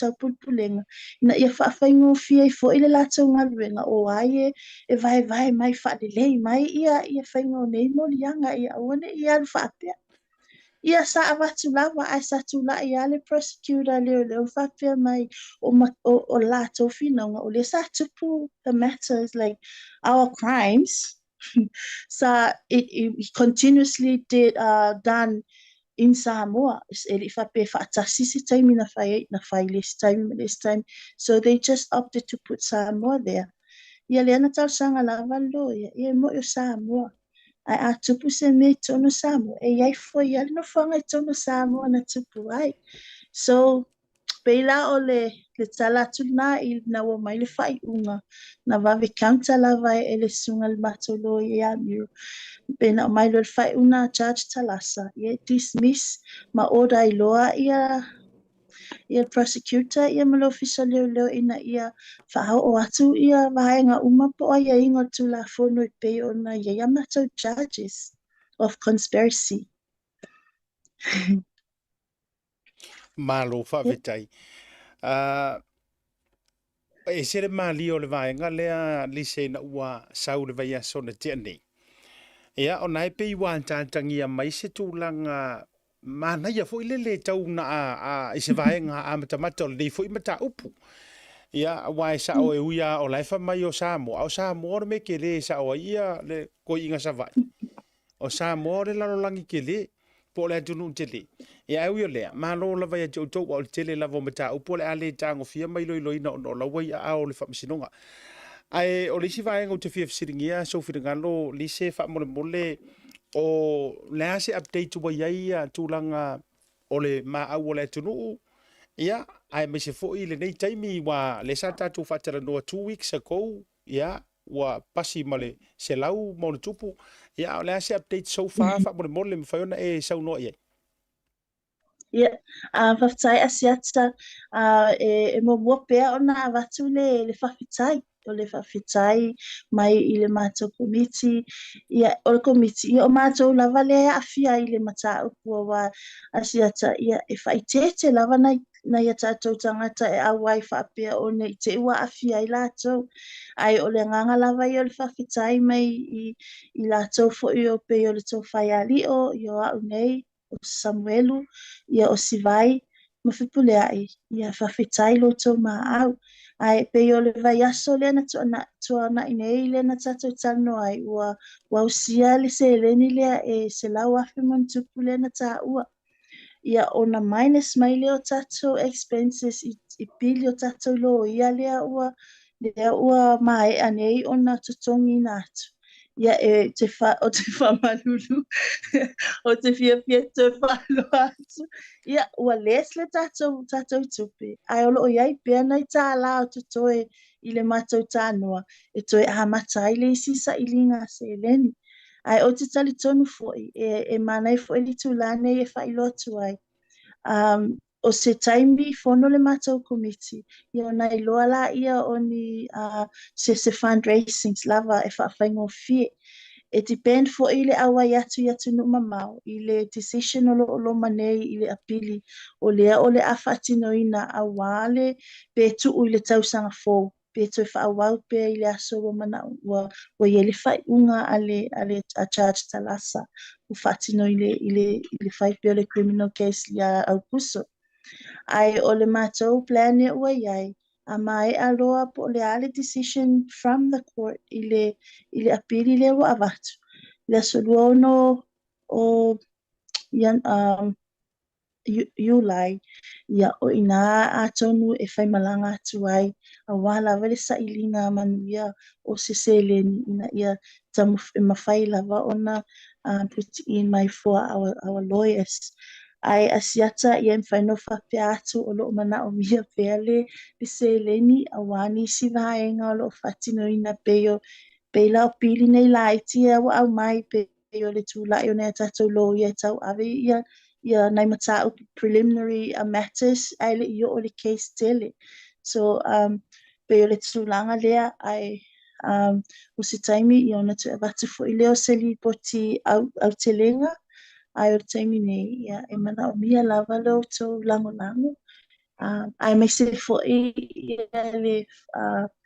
le tam fai pe fa o me fo i se sosoani awa fo i le tam fai ngā tutoni ngā tatou lo ia o le si mata o ku asiata fai lau i loa ti pea o lo iai fo i se matou it's initial committee o mal initial au lango o lo fa pea o na fatino na pea le asiasi atu i le sunga ya Samuel mai lava i le taimina lokai e o le taimine ia o lo fa tino pea ia le fai o le whaatau ia ono tutu unga o le matou peo e whasao na matou to i talanoa pe whasa fo ona matou to ia ni sota inga ma defendants po i lato lo ai ele mawhai ona tuua ona i matou ia i whafo o le sausa ili whaatasi se leni awa ia tutongi no lo ia so ele o essay fo ia Samuelu masiona to olua i le vaenga nei.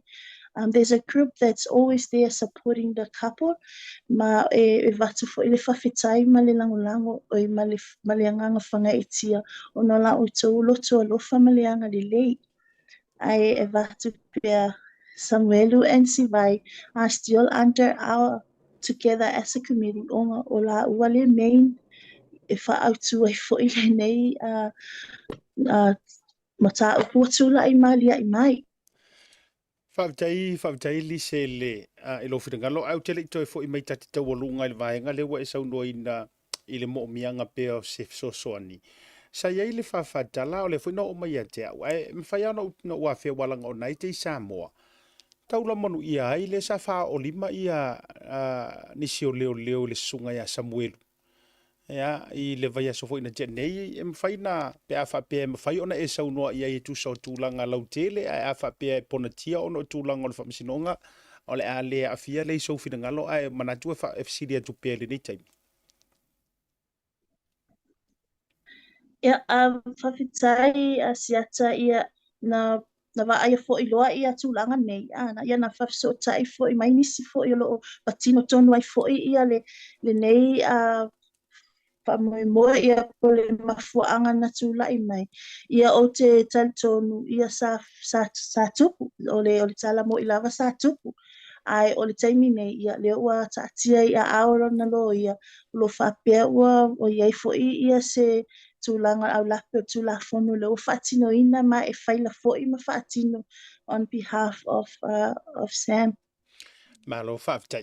Ia o le te loa o le ua manino le atunu u le tūlanga wai peo le nau ta inga lava ia o le update mai cases ia ma vaenga whapena whaftai fo iyo o lea ta o tō lava le loma Samoa o le ua tō whafonga le saunoa ngā le tō fine po le tawai ta ia lise o lo o mo mia pea lo tau au o lo mo mia pea ia o le au tō whafonga fo ia i vaenga o le to tongi ia ta tō loia ia matūlanga uma ia ai o lea e whaatali umai le tūlanga o lea pili lea e whafongaina i se taimi o le masina fōu ia. Le sape ona saunoa ia le tō whine alisi. Ia po o lea pe o lea tātou a mataloa ia lea ka kifanga. Ia pe o lea talia mai se ia lava se taimi ono o tūlanga o le mana o mianga o le taunu ua tua cases mo le whaamoe i Samoa. Ia o sau tala fai ua tau warunga li tā whaatar noanga nei vanga le whewhi o le tō whina lise? Whaftai lava asiata, so e tasi lava le mta upu apa u ia te au. O le tūlanga lea a whapea o le fia nau lava e lafu mai sosoani. Ia o te whaalawi loa atu o au. Ia ua tāpuni a aloa ia. Ua tāpuni a ua poloka uma au mai vaenga ese umala. Excuse me. Ia o lava na whamanino. wane i toe lafoina mai i lo nei tangata po o a ule ua e kisi whaasolo a quad gaming hei. Ai o lo avanoa pele tō whai ali o ia malea whiunga ia whipule ai i mole a lafoina mai o sau fo ai. E vili fo ia lato numera se umona tuetu ina atu lea. Ai mo au lava ia wha mole o te wha mole atu. I lato fo isa wha pia o na lafo mai to pay through with MoneyGram. Leo o mai le taimi nei ele i mawhai lava o na toi ave ese. Pa mole sisu lava e toe ave ese mai lo wingoa ai whaasau le ingoa o se isu whipula ai po oli o i mole whaafai ngofia ona receive mātou i nei ai mo le taimi nei e whatau alunga toileta whatata noanga siata e ave ai lo nei leo whatau waa e momoli atu ai ia se anganga o le whawhitai ia mai se o le o sa mātou fo'i whawhitai whale lava ona i la o tō maau e mai se lo o tō lango pea ma le lango mai tu mai o tō tau au le ngata i se leni ai mātou te whawhitai mo talusanga whawhitai lava ma lo o tō amana ia fo'i o mātou nei tangata whatau wa ia ele mo o se mātou manuia po so mātou whalau i loa ai o sailinga lava o le ami o tonu ma ia manuia o tātou tangata e mai se whanau laluwa o lo o whapea o na lato whiola i le tātou atunu nei ai asiata watile nganga whawhitai Samoa, whawhitai le tau tapua inga, whawhitai le nofu tatalo a whapea wa misi se tasi a mātou ia whamangalo mai mātou o le anganga lava ia tasi le loto, tasi le fatu, tasi le anganga e whati noina ai e sa ilinga le ame o tonu ai mo lau whasausaunga Samoa ia o te whamanuia atu ia te o tau le weekend ia whamanuia atu fo ia tau ainga taitasi ai maise o nai tātou tinama ta mamati tua o whea lava o au mauai whawhitai lo tau no futalo e maise tapua inga ia o le whawhitai whale lava nā le nei tintiti ai whawhitai asiata mo le matou avanoa whamanuia le atua inga luenga ai maise tautua inga Samoa whawhitai a e program ia God bless. Malo whaafitai tele ia te oi fo'i le tausala ai mai se fo'i o le o tonga ia ua whaafonga fo'i mamanino le whaafonga maua le aturu ia ua o le aturu fo'i e a o ai na fuli maunga e fuli lava ia e fuli fo'i le loto fia ona ua manino fo'i ia le vaenga i sau forasanga fai masui o komiti Samoa e foi famunia nga le atua ia te talo fo'i ia taulu ia ai matua to i lango tonu ni so fufuanga me se fo i lo te talo atu mo le tatou wa mo le case ina ia vave mo ia po ai ko warka nga ka waka nga ave sa o loka ai kala uma isi ai nei me ane mo mai se ka kale loka ale ai vai le lau fau malur ka sa o ka nga ave loka ia o le watu ia o mai le to tele o to masati ai na yo to tamalianga ai o lea mau le lo to tele ia ma fa'atua lava i le tua e saua so malama alofa tele atu tatu so taipea ia ai soifua mo le fefi soifua ia ole faiunga le na fa'atala noanga ma le tuafine ia Lise Marie ile o tonga le watu ina mai awa fo'i ia seleni malo ma au sa mo sa e ma au ma elo fasasa e manga ia lo fa'afonga atu o loo whaonga te tau ma whaonga lele.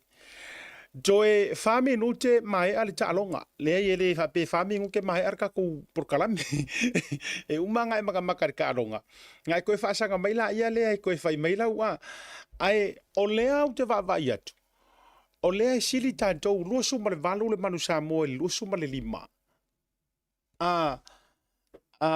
Italia. Ioi. Lua suma le valu, lua suma le lima. Ia a le woto tolu minute. Io a o lo i le manu Samoa le polo kai miringai. Au. Ai siko a lo ma le manu Samoa. O ka ele manaia. Ai to tolu minute. Io ai o vai tu lo ai fa palasi lo o le numero 4. tongi mai al numero ono, ia tau sulu atu le numero lua sumare lua, palasi lungo lenga skoa, wakako malo. Ioi, wakako malo wa ke rosi rongo se vavenga. Tolu sfuru mari tolu le tanto. Ioi. Mana ia na fa nga to tolu minute ia. Ia to te mo to te lo to le lungo prokalame. E umaro la ko mingu ke le fa wo lo ka ko fa soa. Ai mana ia. Ia ile le vanga fa la fiafi. Tolu minute mai al talonga. Le wo tolu sumari tolu manu sa mo lu sumari limale au malosi mai Italia. Ai to te sir fia auto.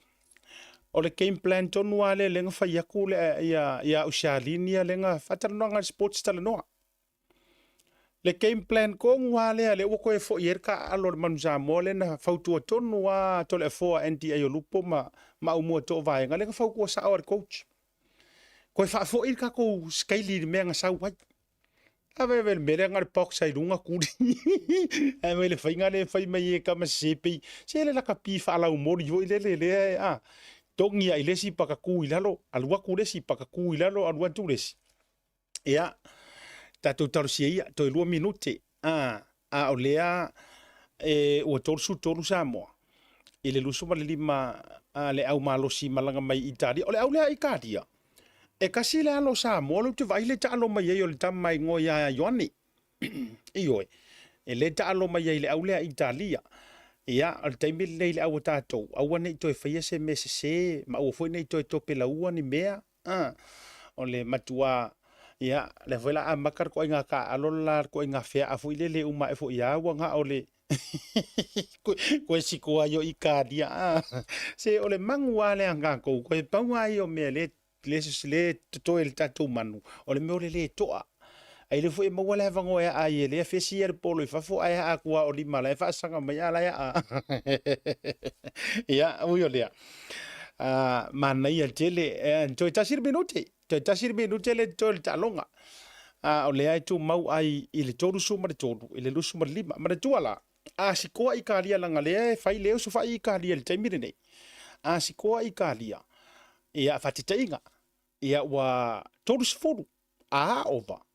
Tolu lua pe a whapea ngai ia le wa le vai ka ko ia ngare whapea le lima lo falitu langa le ngale advantage la ia le fu e alo right to fa sala sa mo ia e mana ia foi nei me lo fali wa langa umantu ai wa umai mal taimi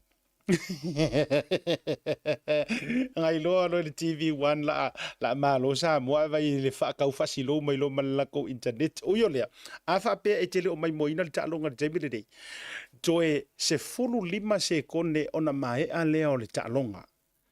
Ia toe sulu lima se kone ona mai a leo le talonga. A le wui vai fika i kalia. O le la i kalia i le polo. Ile pou. O le ua umale. Vai fika i kalia pe o le fai le au. Ewa. Oi sorry. Ia. Esa oila le kala. Esa oile tala le pese a etenu. La upele ona umai lea. Mai al talonga. O le o mai al talonga, manu malo, le manu Samoa, tolu se furu ma le tolu, i le lua se furu ma le lima. Tolu se furu ma le tolu, i le lua se furu ma le lima. Malo le tapua i Samoa. Whaafetai o leu te wawai atu e tua tele le turn up i le tātou wapia park. Whaafetai tele, ia, watau le ai o le a fionga Yamase.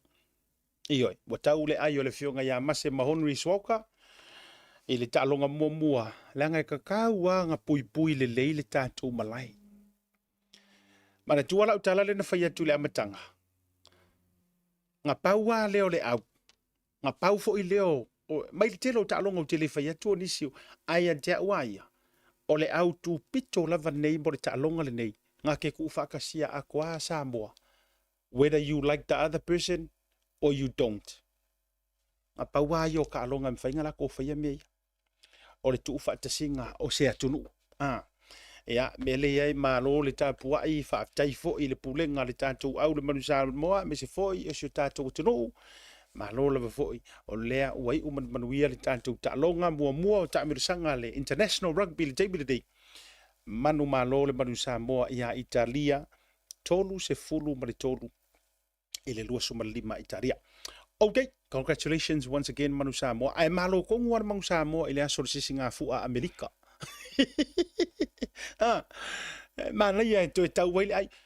Wa levang ka ko le ko malo ia ikaria. Ia, mana tua foi o ikaria la ngome la fiku ai la tier 1. Au tatou le wo palasi ma ilalo sau le tier 2. A le la ua mana ia. Ia o tatou fa ko ilalo inga le au malanga mai loma. Mi oi. Italy. Malanga mamao mai oi Roma ale wo mai. Fa to ilalo e tatou au le manu Samoa. Ole foi mai ole tatou porkalame. I nai mata upu. O lean tau whaafonga i le saunoa ngal te mai ta ialisi. Ua wha e sa o ala e le ser kala lengo o whai kua. Mai o se sootanga vāvāla lata lava i Samoa o le sunga i e lo o afia. Le sa au maia le tala lea i lungo le tātou i a tea o le vaso le na. Amatanga o le vaso nei le lo o whai atuai. Nga wha o li maingi leo leo. I le kamo Samuel. Lala wai a ao o loia Samuel. Whaaftaila lea ua confirm mai elise ia lea tala. Se koe foi mai lau kala le vaenga sau whaasoa duai i tai le official fono. Lea ngai tasi lea vaenga ua tatau o na makuakilia ma se imalea. O le sau wa inga o ka maikai i kokongu o wharwhainga ruenga. Whatsoever. Mana tua o le tau te le vai aso o le wha mamaluina o le whainga tutusa o tangata e tutusa tangata uma. Po ka maikai po o rii matulanga wha. E ta ofisa wanga lai tua i matangiolo le fionga le minister o tina matamaitai maanga fsotai. Le fionga ia muripola Ana Rosa. Mana tua foila. Or kako angavanga lea kau wha mamalu kai miringai lea ala i loa foi. O mele le no fa no le meta upulne. Ona e a fua mai ko kongo le pale menge ia fa ta ita inga le lei. Le a fua ai ona la tautonginga uli ia songa fua ta itasi. O le fa mamaluinga lava. O sawanga ngei e fai ki ngā maka mai kai. But what a shame. E fa ma vai mai le sui fai lau kusi o le fongo, o le ofisa o le fongo o Samoa. Ai wha maa vai mai, ai awhia i maka upungei, onga o se kangaka e singi aku ia ke ia.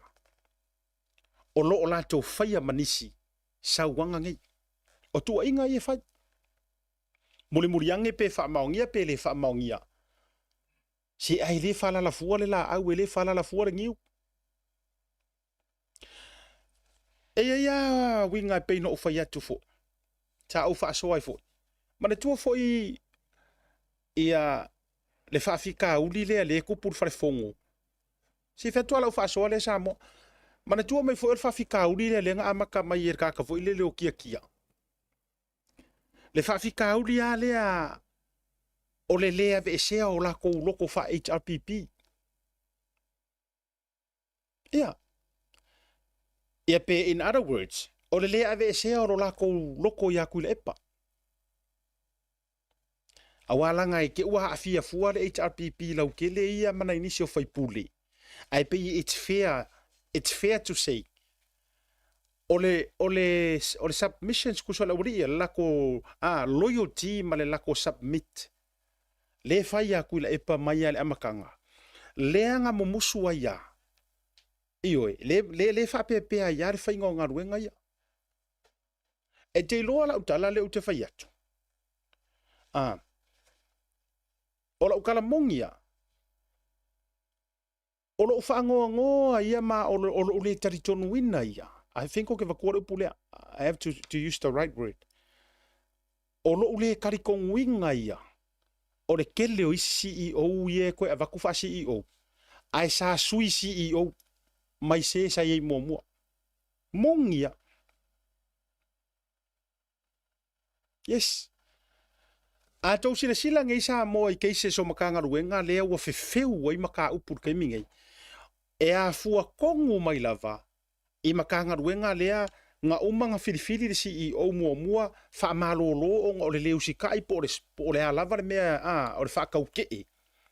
ai umanga enga ai kango fo ilanga ia mingiska ia le fo work or fast ko e filifili e ai le CEO le associate CEO o le sa ko orua markanga kale ku sa e aru ese ku kanga ai ku ulang fa ma irga kale wa so yes oh yes ele sela kala lo fa ku sa e me fo ile ala ina fa ya tula tetala sa ka kau fo ile malo la ko ia se o nga fili kakau ma fili kongu ora me e wale ya ngisi kangaka wo ongi kangaka mana to mai fo ora ko wa alen ko polo misi mai ko kya ko se imalea ele ya mangi me o ka se ia mangi ya arngi kaimi yes and I'm sad to say that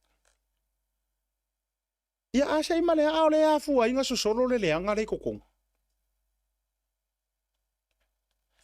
aru ese akur komisinga mo leo sa yai sava ayaro nga fa ale yang or fa nga malo nga fa kauko yes ai le yang o le fam ko ele yang o ya iken kai o le ko fa nga malo fie me ele ikea yai ale le ke ele fa ya mai sang ko nginga leo papa e nga le sor ko fa kauko nga ele ikea ele isa wai the moment ngai lo ya iken kai o le usava vali mai sa kiu fam singo sili male masem vasengo fam singo va veo so mai ala sa eva e esere me nga eva ima ya e esere me sa eva ima mar mingiskao o leo sa yai mo ya I know o ngai information ngai bole vangu kango fongo ma ai nga ka uma ya ka nga ngai ko ki fainga ruenga eoi ai the moment e sava vali le fast ma me uma ka ufaile la ko fa ka konga e kere ele yango yesi kom singa leo ai wa ke inga wa fa longo mai was wa vili ku ia leo yang ko sai ninga mai o mai va aile le fa ka konga le fa le ile ko ke ula ye nga wa vili ku o leo sava vali ku fa singu sili ke ia le wa vela ko respond ko ai ala ku mo of wifi sa vidi vo ile nga ma wa ya ka nga ke ala ku la ku POS leo FBI awale se komisinga mafua mainga lenga ikere ikea de melenga kupu awa ike iro va ia kunga wasa vali fam singo city a olo kiuke olo walu apol kula fongo olo walu feife awar fam singonga lenga va vei lo ko e oso ikai ela kuro e manga ke mo mai luma ko ki sa vali me mer fam singo e fa pe ai sa kiu ai ola ke fia me ala bu fai ali lo ola ke sa vali me moro fa ali ikere moro ke iken ka look fa kwat e man fu no tango vali atu le mele a la fa fonga nga samo le anga ile o ka se ia male a me nga fai mai ele si va nga le a le nga ru ese ku iken ka olia fa amalo lo aku pe ole fa ma vai aku iken ka olia marengungu mio me sa ma war to wa no ai ka kaunga kofi ai sesi wale vanga ko wiloa o ngai ai kuro ke de fa pe o sta fa lenga pe a langa conflict of interest o mongarisa o langa ngo fo male kari o karai monkeki o le sa sui komisinga ia iken kaio a o lenga ia nga afianga mamorianga makua inga i maka upua ia kau ka mai ka ai ko aku foi ko fi avia ma sui komisinga o i komisinga foi le acting commissioner Jamile na lenga fa ma vai ia iken kaio nga umai fo ila ia le o filifidis komisinga ai ko ku ya malesa associate komisinga wangela mele o ye le ngulu le o ye ngi male ngo yo fa msingo ngale o fa ngi male e o ngi me o defamation o le mole o ngamu ele ka kaunga nga lu ngi kai mi a ko fa msingo mama i mawe mar kai mi makalo kai fu manga ka ai vai o pengi criminal pengi murder cases ma fu isea ele se ko se imale anga fa o manga le usika ikia mangingo a lau wala au fia me wa fiwa ke fa kia kuno o lu ke kango fa so aku inga ye mangingo fa fengo fia va tu se ngana fa fengo fia wa fiwa ke ungangi kia kala fa fongo Henry foile Graham kia foile wa fiwa te fa ya to te tala fa fono o lo wa vango ngei pala aku la imale malo ele ikari kongu ya o ele ikari kongu ke ku ele ikari kongu va kasi kia e kauliar ko fa inga malo Ai sa te tau no tō wiloa, or ka ngakala nga sui ia kia. O lea wa avea mwhaila kusi re kai mire kei. HRPP uma. Ia. HRPP e la lafi fua. HRPP uma. Ia. E nganga o whai aku HRPP. Leanga, e se pe a whaapea o ki whai aku. E whai ngā ruenga umare malo. Leai. E HRPP e le leile ku ua o le upurunga. Leanga e lei po ai le awari ia. O le mafuanga ngā leo mai a ngā lurua i lalo whai ngā malo le kaimingei. Ai ke e a e le kai. A whai e tau te fia i loa le pingi o la ukala. Leanga o le whangonga ngā le whai lau kusi le kaimingei. And I know him. O se wo fo ia kia. Yes. O se wo ia kia ur ko whaia sa tama. Kuloua. Ai, ele a foi o whakula ukala ele a vea ma mea kao fiera la u whasoa. Ele sarua ea ulalo ka pekan mea lea. E ma fuanga o whangongoa. Leanga ua pe whaaklua e pe whaakoru. E iai issue sa whaakongo ar whonga whekalai. E iai upu e kaunga ave ese. Malafonga ia ma sangi nga karosanga. E iai la auri whonga whekalai.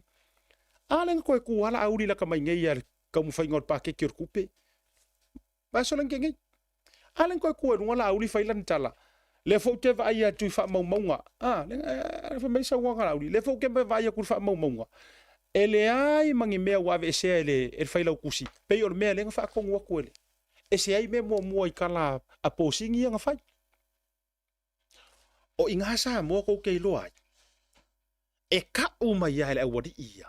E koe o mai ala kou koe ka umai. Their true colors, their real people, their real person. Yes. E fiu e la lafi.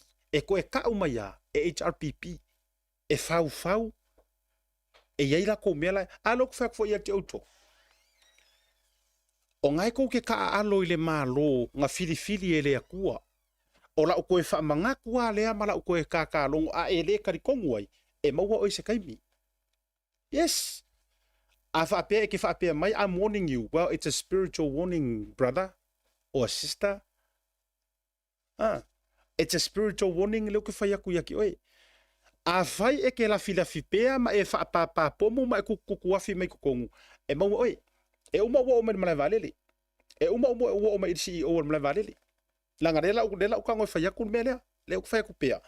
Oai ea ka ko whai ngā malo lea ko ke le o.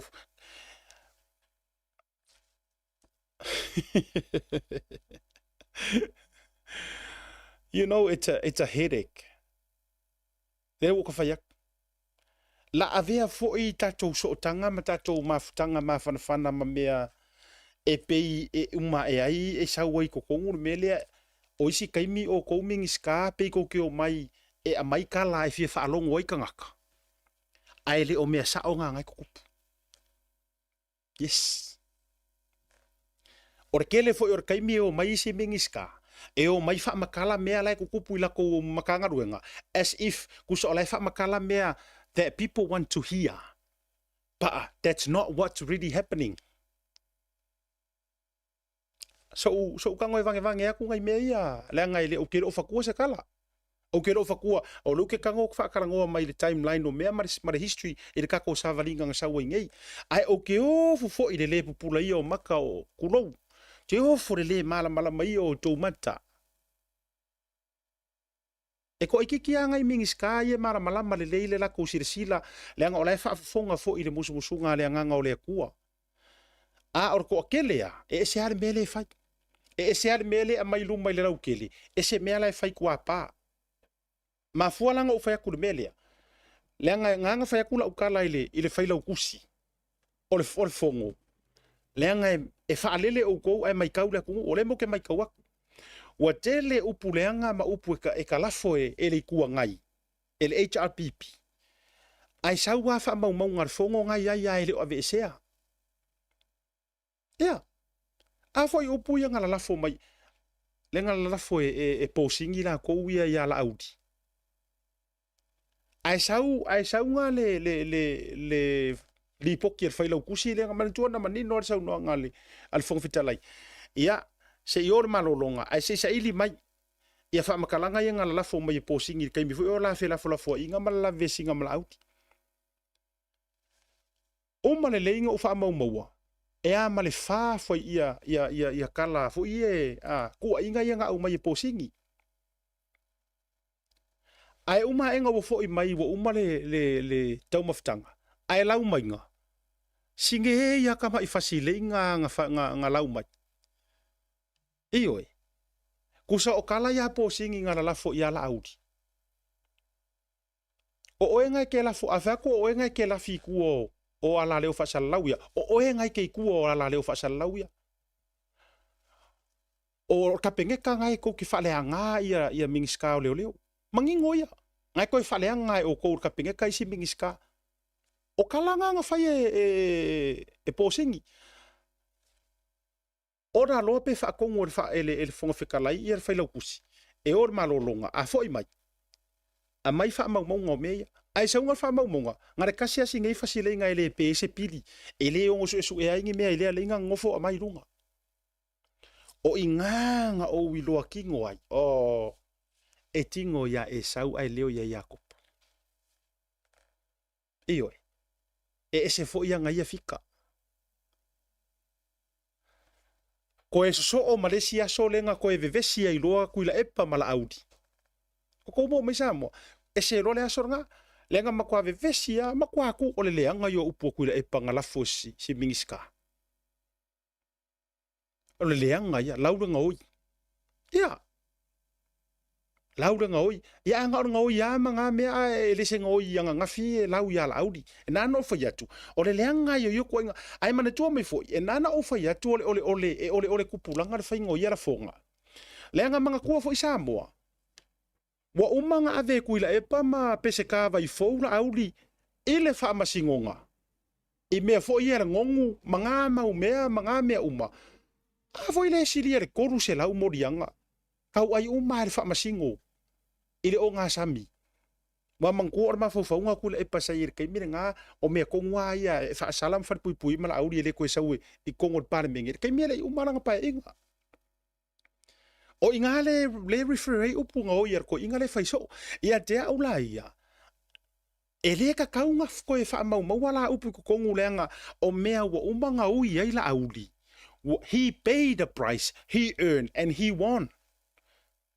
nga pei la auri lo ia ma mea uma e ka wasa ile le fusu anga o nga case uma enga ma lo makiria mai ai o le ala le mea la inga la launga me o nga oi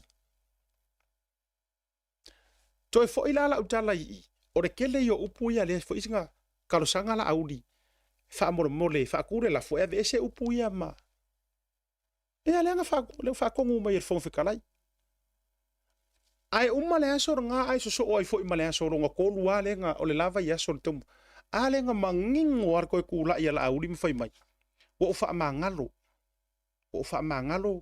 wala nga le nga la ku ia valas la ko la nga mai valas e ka kau nga mai ia fa ku se la fo e al wai kula e pai au mai ang fa mo nga meia man to me fo ai fa lava lo mala audi ang or ka ke lir ko fa ai sa wai la mar fasikala nga le nga sa ku fai mai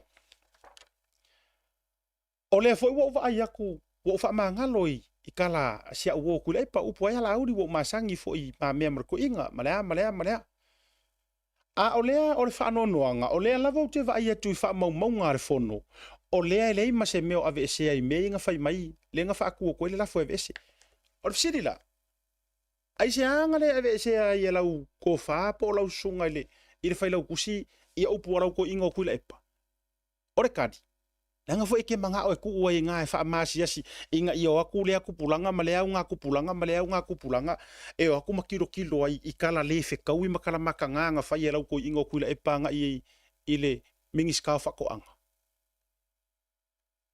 yes o ko sila la ile kadi le ku o ko sila la mele le ke fa ia ku ai e o ko ke ka alo le nga fa pe nga leanga o le malo le ku la I o le malo nga fa ku ele tua o ko sila la ile mele o ku la mai e ko ke fa le ango ile sipiko ai mau mai o ko kadi mai le sipiko ala le o ko mapunga ma kala ko kongur ko lava ofisa ale o e kulia ngisi ke ngele wa e kulia si ke nge inga o avela nga kusi ya fie me fa fe kai ai ka mai kai lea o lea ua nga whaalau iloa mai, ngā avela ngā kusi i afia me. Whaafetai la, o lea fo ilau wa awea ai la fionga fonga whikalai, tumi, ka kau fo inga iai se so esu enga la fionga fonga whikalai kuloa. Yes, leanga olanga au whainga ruenga lea. E ui o lea ua whika ngofi la wari ia. Le whailau kusi leanga kuri aku le lapa ya inga po le alava le mea kupu ia ngai penga kuri penga wha maa vai penga let kou le alava. Le ka ngofi la uri inga whai le policy. E pui ai le au whainga ruenga. E le mwhainga songa sopo sesi. E alu e vaai ofisa o fonga whikalai. Wa nga o la ua, wa na o tangata lava e ta ua, o le whailau tusi. Vai le popoko, se le poko le anga o ngiku inga policy. Wa ngiku inga policy va le le lafa pengi. Alongo winga, e mana nao. E endu uma mea ya la kou. E ngaka uma ya la kou, le awari ia, le whailau kusi. Awa e whai ele wha saolo, e whai ele a mio le popoi. Oro ke kalango kwa penga. E whai ele la ko a mio le popoi ma le koe e. Pe i ringa ngā kaloloku e a vivi i mai e si i rima. Ka kalo mai koe ngā a le koe a mengi. Ai ka ko vaila le maua kai o kalango e kalango ai. E tala noa wha atiteine, e tala noa fia whai kenge, fia whai korua e le mawhawhau. Tino, I have no respect ia koe ngā kaka. Enough is enough. Ola uka kalu. Ia makua filifilia ngi kangaka wha maongi lea komiki fo iwo ka wha rongo koi po ai kangaka o le ai. Wha mei elengi so kanga le inga talosia.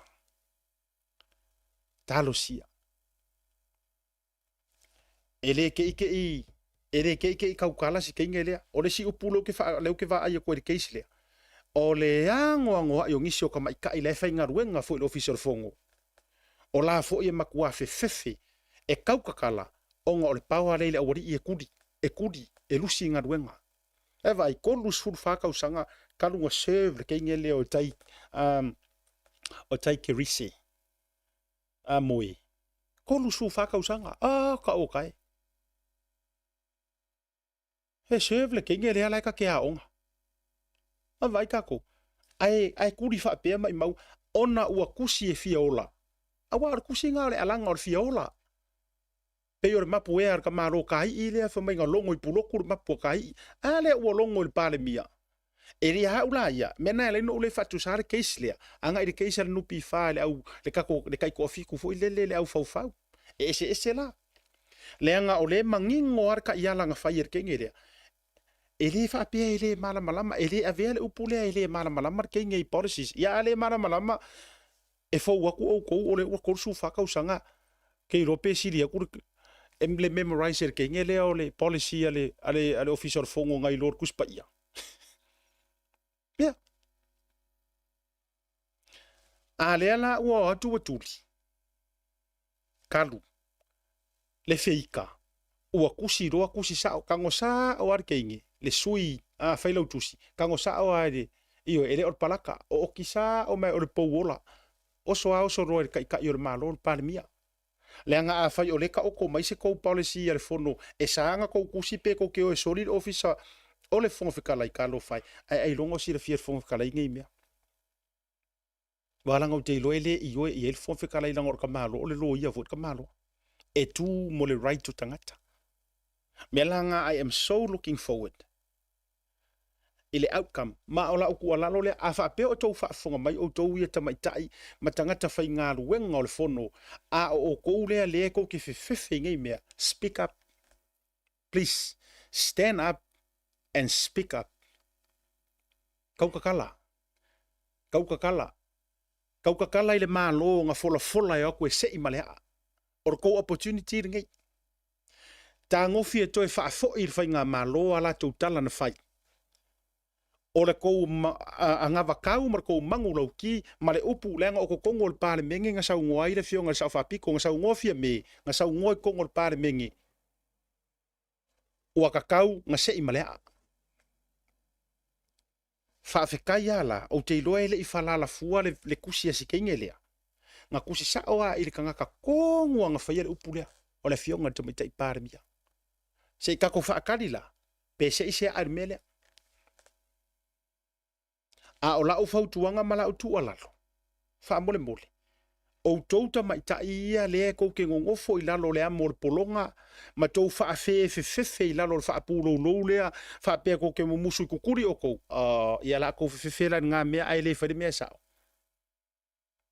a o ko ku fa kasi e ka ai fala wa kong ira wori ia flipi pui yes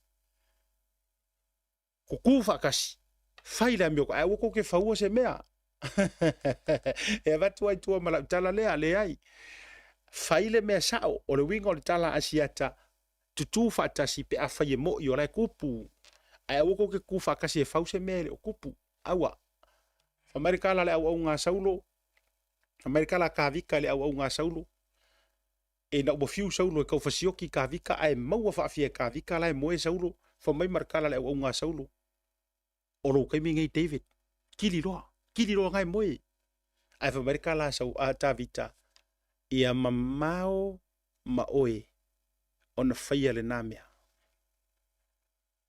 Ia. O le foi lau koe eva koe mara uku alaro. Pengo fea koe le whapiko mungu ia kasi. A foi la ole a kou whaafonga me onko kuku whakasi lea ae le tupu e le io e le isao ngā mea. Ia mamao a mau kouru ngā mea. Lea ngai e le o e sau mairu ngā le whaasalanga orkanga. Ai a fai o la utala le ute fai atu. A fai e sao ioe.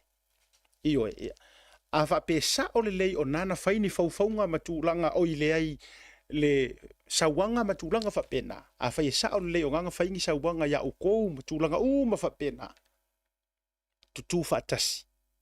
Ma fai loa. Ma aver kou mau. Ma kau le ika i o le kungu. Ma kau le fong fekalai. O mea ngā ngai fai ya ukou. Ia, o le soangi ngā leo o wakua I le official fongo. Ko e foi mai la ukala I le vaenga I le tatou malo. Fa mole ia. O le tata longo ma le fautuanga. E peianga o pisa so o ma ufaiak.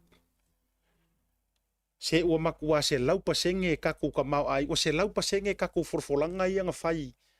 I meye o akuroa whakaungu. Kako mirionga. Makua Amerikana ka miki mako sa vai o matua se tueli pale ni fata fatutu sa ka kia pea le au le fia ta tia pea au faitio ta tia pea nei tamai vaenga o lo fa tuna paulia ai ma fa va tu ai ni si o poloketi ia le anga o le aka ke la pe foi amata a lo winga o la walu o isi folanga sa fa ka winga o isa faia walu. Pengifiki mo ngai kamiki e imanga o nga kumau la walu. Si il pensonga la walu. Ore kala so ovo ia so leo pasenga no pifa. Mo yarap kala. No, correct me if I'm wrong. Ole ari ele ia ko se pa ingar fast. So le awu ko iki ali fa se furu nga kala ali ko pase. Yeah, isn't that great?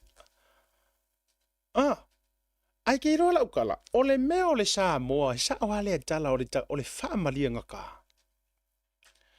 A kula I mai le HRPP. Ia kailo ia ke oe pe sa kala fa pengingi pa senge fi we kau fa akadi. Ai ale fo ma wale ava no anga lewa makala ai ka ke fa lo fo isma ma nga ya nga kala pe an kau fa fe lolo. Masangi ai. Sa ele no mako. E masangi ai.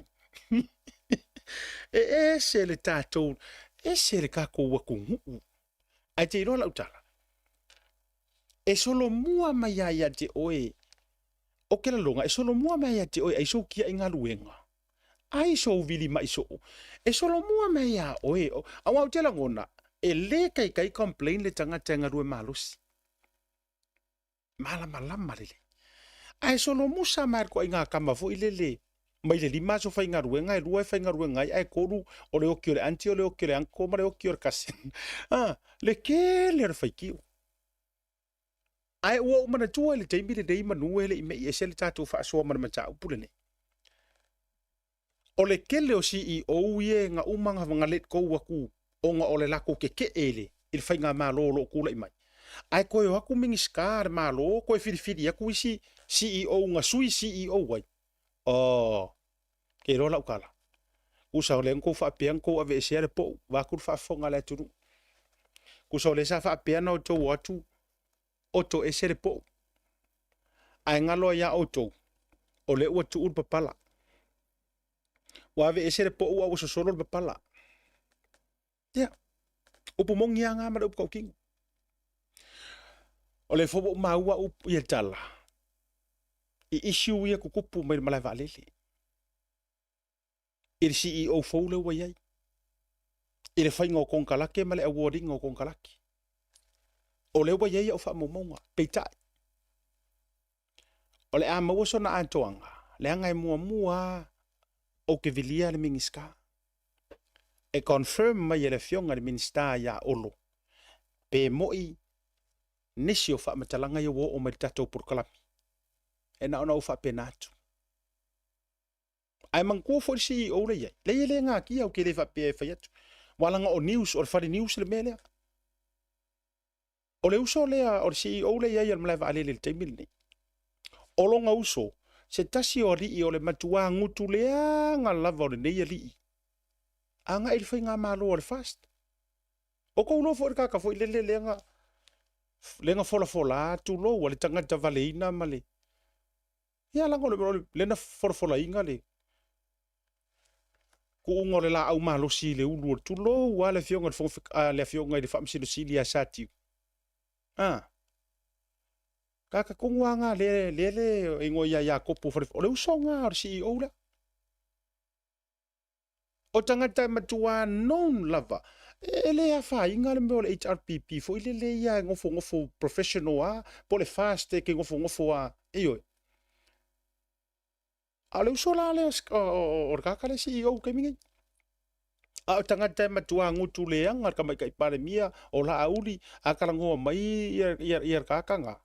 E fo yo nga manga onga pe manga onga fa piko a karango me fare le karango.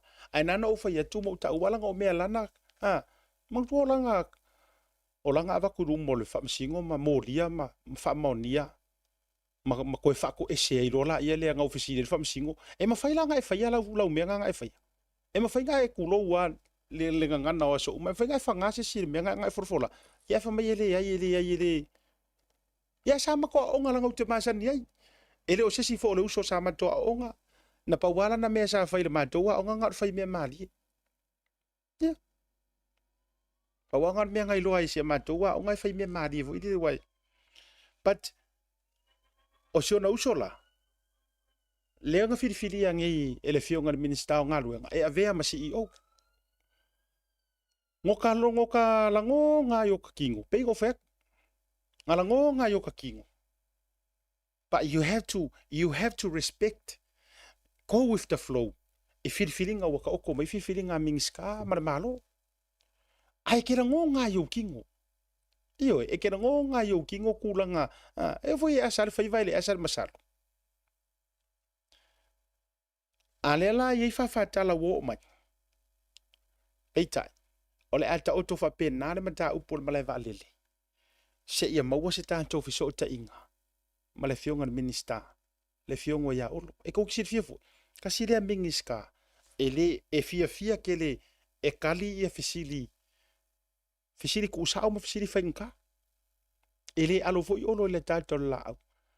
Ia, ai awalanga e mai tātou reporti, e mai ia o ripoki a gomoa. O ngai ripoki mai ai, ka ngaka ngai ko ke whengarenga le ai. I ngā ruenga ia makaufonga i ave i ngā ruenga. Pe mo i eisi extra fee wasa wairunga.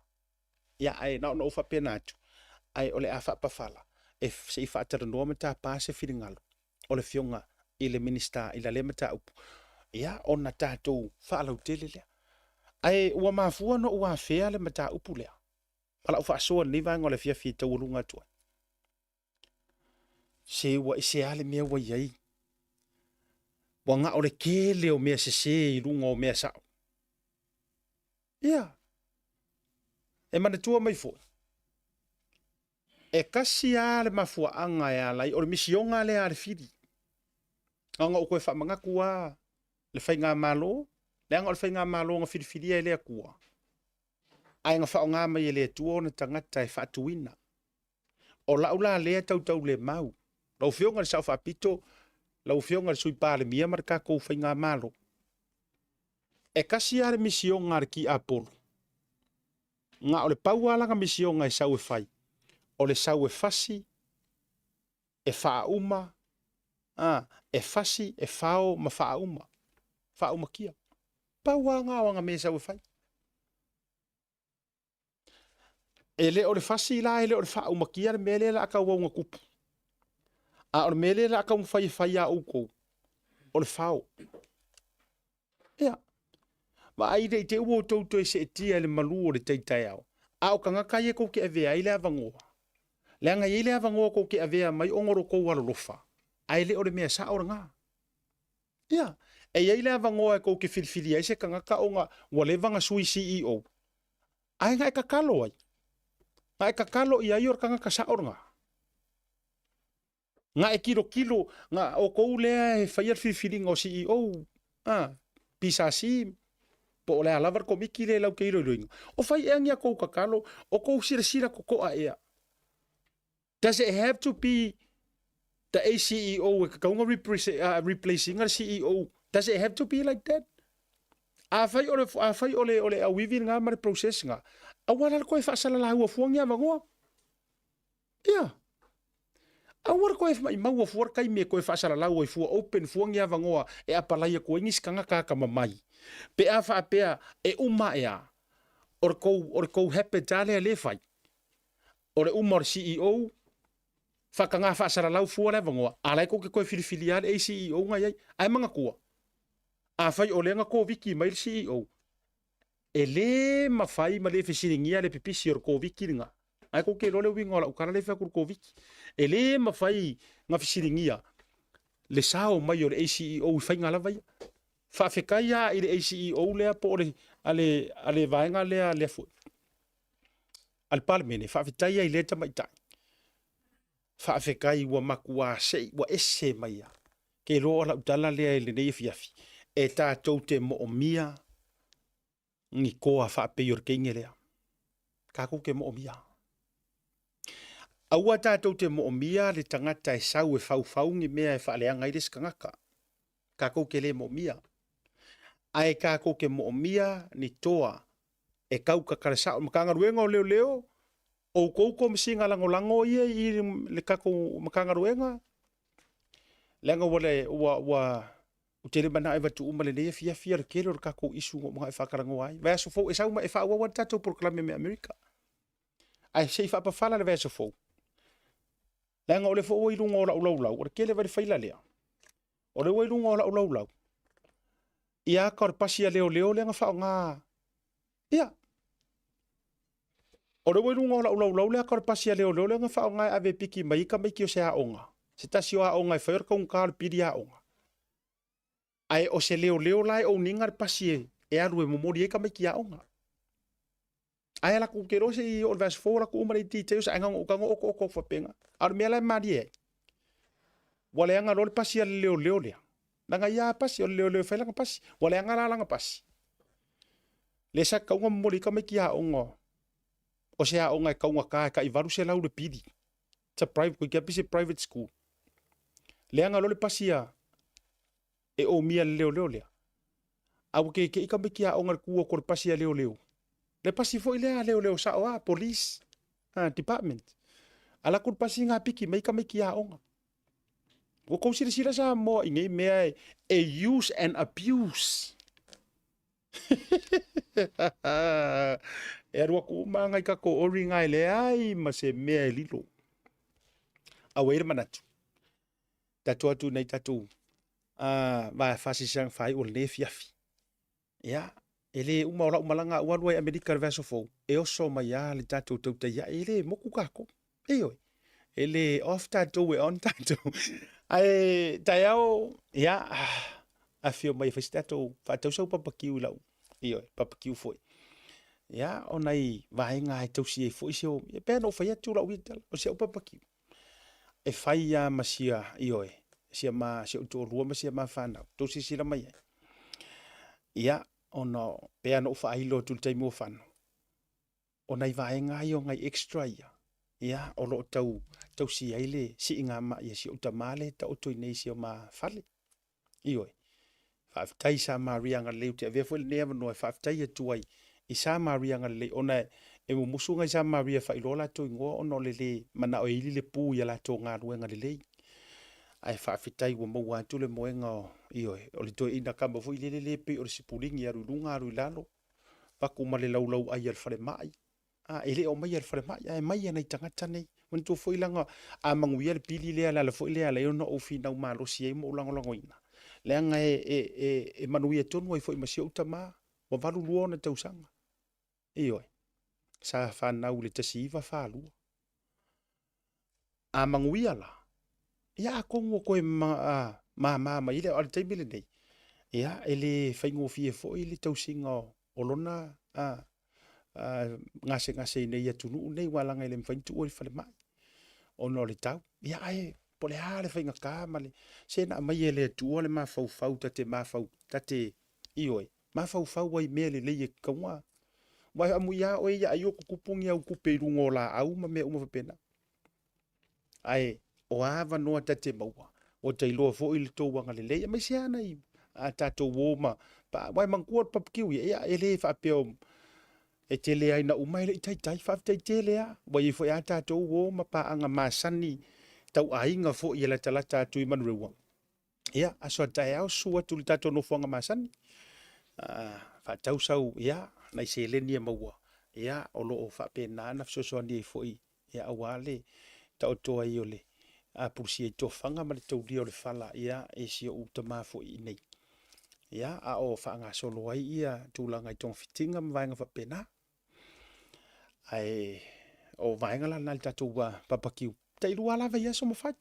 Ia ai whaftai e nāranga le leia tu inisi fo i o fsosoaninga.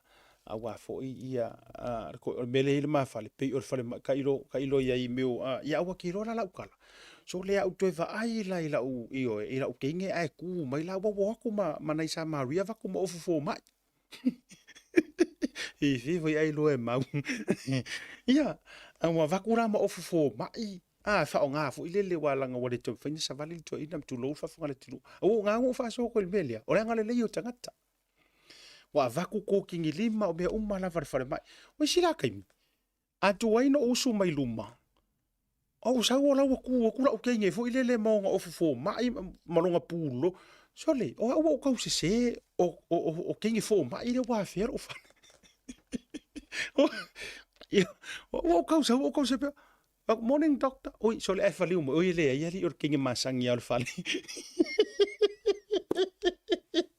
ia uma voilanga ku le doctor kongule ile faingo kausami ko inga me ia o ka ia ko mingo i mele tokta ko ku ila i fa for papaki. E fa penga a tokta kong ia ai me fa fo ia e papaki u ke. Ai fa te tele la. O le isi vai.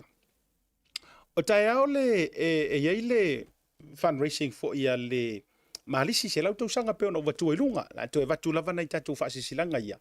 O le uli la le tausala le saidi se lenia le malisi.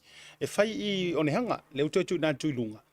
O tāpenanga fo i awale whamna tuino le latu se lautu sanga ia a whapea e te tama whanau wale lau mua fo i po le malisi. A wana ingalo ia o nā sia tu i le nā fo i wha moe i le tā o le sfulua e le aso te ao. I le tasi toru o Church Street nai onehanga. Ia, na ue lunga te tātou flyers. O le isi la vaenga. E whai le dina i le fiafia ta. Umono whele papakiu. O aru le dina. E whai na le oats. O le dina lea. A le tātou komiti fo ila lea o le mafutanga tawhatolu o malo. Fono fau Pacific Leadership Forum. Ai mese o le mafutanga so fatasi a whawhenga inga. E whai la le dina i nai le oats i le tāo le ono i le aso tau. A le se vaenga te, whaiona e whafso tai fo ia le tō whateli ai, ia po o, oere se o vaenga, po o le whionga e tofi lau Esther te vanga. E mwhaona tō whso tai ai, Pe ala mo na tickets wai nai fa tau lau tu lang pe na em fa fo na tu la vo fa tau so tickets. Ia e vai fo I tu langa mana ia fa ili fa fianga. I le so tai au le tau le ono ina le oti o tau.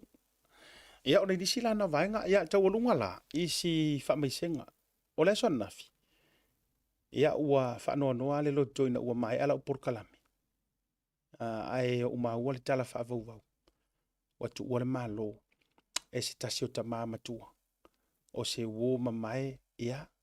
O se tō wha manusina isi a mātou fo ilau mua. O le lupe foi vau ese le tamā matua e atuala Dom Fono TV tali. O wha angoango wali waro u fia le mātou wha asoa fo ilele ma le lo iana po ma le sunga le ataua. Ina ua u maua le tala. Ua maliu ia sia utamale nei. Ia le fionga ia tuala Tom Fono T. Ia po tuala Fono T Tom Vitali. O le teimi mantua o le ua tu ua sia mātou kuata. Whai lau tala nei ni tama. O se wha manu ianga le mātou wa onga. O le sao whai te tonu o le mātou a onga toa teli. I le atali nai tu umai nā. Le aso tonu a lea o le mātou a matanga o le kuata. Ai a whapea sa ea fio atu le papakiu le sa mātou whaia lea onga I le mo te Samoa. Pe a whapea o le te mai mua mai, ai sa ea fio kuai. Tau wa aile le tamamatua le utau sisila mai le atalea. Le sa tu luma ile asunga kungo kou ile tau mawhainga o tau plates. Le nei tamamatua. Le fionga ia tuala po le fionga fonti talo fai. O se whamanu ianga le mātou lau mua lupe foi vau ese. Or kei muri la sa ma talanoa. O tātou submissions ia sa fai. Oral submissions fo ile na fai submissions le tātou wa alea onga. Ia ai sa iai lea so atoa I ole nei tama. Ia ai pangalea. Ia. E pulea le na awina mai I tātou. O ia na ia au maia. Ia. O ia lava I toi avea. Wha manuina pia le suafa Iova. Wha mai sele nganga o le tua. Ia I whanau fo ia. Mai se fo o le ainga. Mai se fo le fionga ia vui. Vitale si ona uso. Mo fo leva no e tala noa dua I le so nafi. Ana po. Ia, ono le tala wha vau. Ia, me se fo ni so ainga. Ia, mo le toi wha mai se ngā le tātou proklame o le tau te iae. Ia, me se fo I le lau mua le lupe foi vau ese. Ia, ile dei fo I tamā matua po le tua asin sina. Ua wala au I elo na matai. Wa I loa foi lana tau tua. Ele ngata o Samoa me se o Aotearoa nei. Tau alunga le proklame le rivanga o le fiafi te ua misi a te au se vaenga. Ia, tātou I Amerika, awana I ngalo, tātou wheloa I le ngata o Portland, I Oregon, ia a o tātou I nā Utah. E whaile tātou tauta ia I le songofua, I oe, o tātou tauta ia I muli le nā I nei. Ia, o na malanga lola ia le asolua. Ia e peiar ka kokauka ia e so mafau so filifili po ai o la wadi I o mau, masila, ma tui vasa. O le a whaawawal kau kai hai. A whai o le whai ngā lea, o le whai mau vai a kunga ma vevesi ma karui, ma whai. Ia, e whai lava le tātou proklame mai Amerika. Ia, o le fo umona so tai tūlanga e whataunu ua I le tātou proklame. Ia, mai Amerika. Tau alunga leo la sau tala wo mana tua wo ta ua sia uso ia tui vasa. Ia te lo fole songa fua le a whalau tele ai sona fina ngalo. Ai ona wo manatu. E wha umatua I sau tala le vaenga I le porkalame. Ia mahalo fo ilo na sa ia te o uso. Tu lo ta uso tua uso matua ia te oe wa ma whana fo ili mafutanga ma me se fo o si o tātou nu ilo li. Ia mahalo hale o na sa. Me se fo le lava papale I tūlanga fo I wa. Ia lango nā fo ili whanua noa ono le tūlanga I le tali mai fo I ale. Ia ale uso a whaasala lau ma tūlanga I le lua. Ia ele o se mea manino lava le saunoanga tui vasa I lungo lango lu te whai atu. O lau whaaka le māpor kalame ma tui vasa I ona tu atu. Ngā mangingoa ia le saunoanga a le tofa tui vasa. I le vaenga sa mafuai o na autasi le tofa le mafutanga lau li I Melpone. E wha malolo ia le uso fo I wa whaasala lau wa afia. Onga ongi kua inga makala wa au mai. Ia, e manu le tava e ona fulu. Se mangu ka o le fainga sa o ngala e fai e mafka ngala uli i le fainga ongi me. A tau lau manu ia mai loa ma tu langa fa pena. Ia, sau fai singa malo longa a pe ku mau pe le ku mau. Si kau su e pe ingi fa mau nyanga me ia ale ai ia ole amale. O mafu ngala nge sau ngo mai tu i vasai le vaenga. Ele ia se nganga a me kau fa le ngai sis. Pe fa le ngai fo ia. Au te lo fa tu vo ia me o se le nga o lai lungo ole por lai availa pol pokala mena pe to fia fo ia maka. O nga fa makala mai a le mea na fai ai le fai unga. Ale maftanga tu lo le fia nga lo li i nai melponi. Ya ele fa pe o ave ese mangi kofi pa le mia mangi kura ele fa pe a me o mako ave ese ele fa pe me kuivas na mato ave ese ona ua ngoi kulo wa pe ole osi vai suar nga le le se me fa pe nga fa o le taimi ana sa wai le tala ma vaenga uma fa pena na laina faile fai unga le a le komiti ya e uyo le ya mo fo ile on sa fale o le tua ya me se fo il tulanga o le ika ia e vavea io ya ai toe mauale sau fa ilalo o le tu alalo le ma le fautuanga fo ia vatui le uso matua fo ia me se fo ia mai tala le tusi ole e kanga ngaika ke roa tasile vaenga no ufai tau le tusi pa ia mo u loa ai ola e fa kanga ngaika ri ya esa e fa e o ke ia le ika le ngaika ila ka mo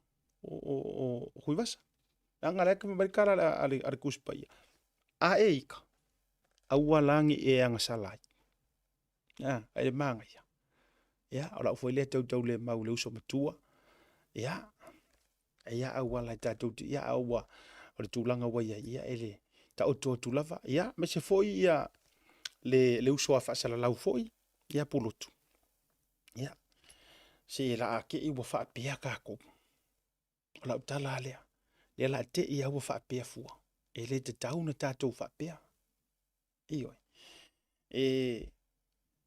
tau sisia ma tatu tau mafai mawar nga lulu fa tasi mtulanga o nga fo I tau fa fifi tu la fon la nga ia te o le mea mua le loka ingo te fa kula kala le o le mea mua le lo ingo o se mea o se kangaka e fia ngau e kau mafai e kau fa le nga sis kangaka po se mea o se kangaka e kau manga o fai se mea inga ia fia sis kangaka ai nga o nga fai mai ya kangiro e fia aver kula fon. Yes. A foi lo te fai atu. Ke loa la ukala. O le si o mia, o se fea kwa la ukala le. I was encouraged by some of the lawyers leo ki whenga ngale ai. E ma fai o nga fai te le case le international laws ma mea whapingi. E ma fai nga fai a kwa le case. E ka au fia ile awari ia. Lea la ko ke fai a mai kala ia kia. Lewa ka uok whapia. Langa o la utala lea. O lo ingo ke whangale upuna ingo. I se kangaka e fia kama ma fia koki ma fia. A e kangi vale le kura fongo. E kangi vale le kura fongo. E matana nana pinta mai pepe fato a whana nau. Pese ka mai kiki ua whao sesi sanga mea ka alo. La ukala nga. A vai foi lai lo ia o mai rungore. Sauni. O le loia fo ile ku o por kalame ma me uma ele se kama iloia o le makua pa pui o loia ele io ai o le kelo kaimi e fai mai asiata fai ngo fie ia nga au mai o kala le wori inga e kango ale lunga uma kango yao uma mai o kala ngai fai aki oi fa mai e selo fa ai fa mai wasuilo wingoa fa mai ngaruo ngofo ma le ham kango fai uma vai ngai mau nga mai la ia ko fakasi e fai ai le ka finga le pora e ka finga nga ngo mai ai ngai fai lo ia markangi ia e o ya ri mongi le fero ro ngai ai ki ro la utala no fai ia ina ia ubolo ia mana ia uso le ai ke roi Ku uai lea kua. Langa wau. O au sa o wola mai se kama ma se ainga. It's a rough family. Yeah. Life was very rough. Yes. O kele iola mai se ainga. Sau fa fai lungo se lau ai. Ma maingi kui mangi ngai fi ma ai fa pese steak le ai. Nga o wola mai se ainga. They play rough. Everything was so rough and violence. Yeah. O le halala nga e a fua ainga ke lero uloko ma ke lero ufakafaka. Ma ke lero ufak. Leanga nga wola mai se olanga. Yeah. Wola mai se olanga fapenga. O ke le iola mai se olanga kangi vale ma se olanga makanganga. Yeah. So ma fu angalanga. Ai onga ore swinga o le olanga wa fai e le atua. Wa o fa kukua inga fo ilalo ua kua. Enga ke kawi ka ngakangi. Yeah. Awalangi o kou whapea. Ai ono lako kalangoa mai, ai ongi lako, ai leiloa, o le whamakanga, it's bad, o whainga le atua lai whai iai. Ala leo o whak. Waka alo mai la pulo kuanga ia. Waka alo mai ia, uma whai mai, ma sau ia, wanga makua whai mai fo ia or kakare. Wangila. Ia wasi ser kaka waka alo iai. Ai vai foi la oire kadia re kua la ngora o kalonga pe o kere kangi re kua mo fa a fai wa e a mai se ngai loko kele ya ke o ke ingu ile o onga ngi mau kala o ke kua ya oe la wodi ia ya vai la ta to ia se soro mai anga nga se ka nga ka se ia fa makira kila mai roidunga ua makua ma ua ka ukingo ua makua se arkanga ka se ia ile uso ia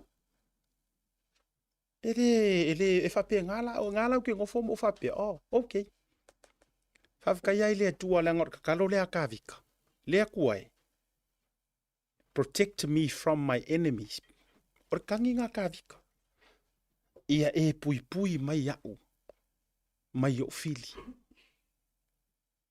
Manga ka warunga po kala miringi vanga le fiafi. Ra foi la ku ala lo se uso mo ku ya ku vasa ye o sesi. Ya ko arkai. Awange e nga sala i lo wika. Iyo. O mea umanga nga ka kala ngoa ma e fa soa ma e fikala ia. Ke lo ai ele ai ma se si I disagree nga mea. Ai fale ye le fale o le ku foi lo fingalo o le uso.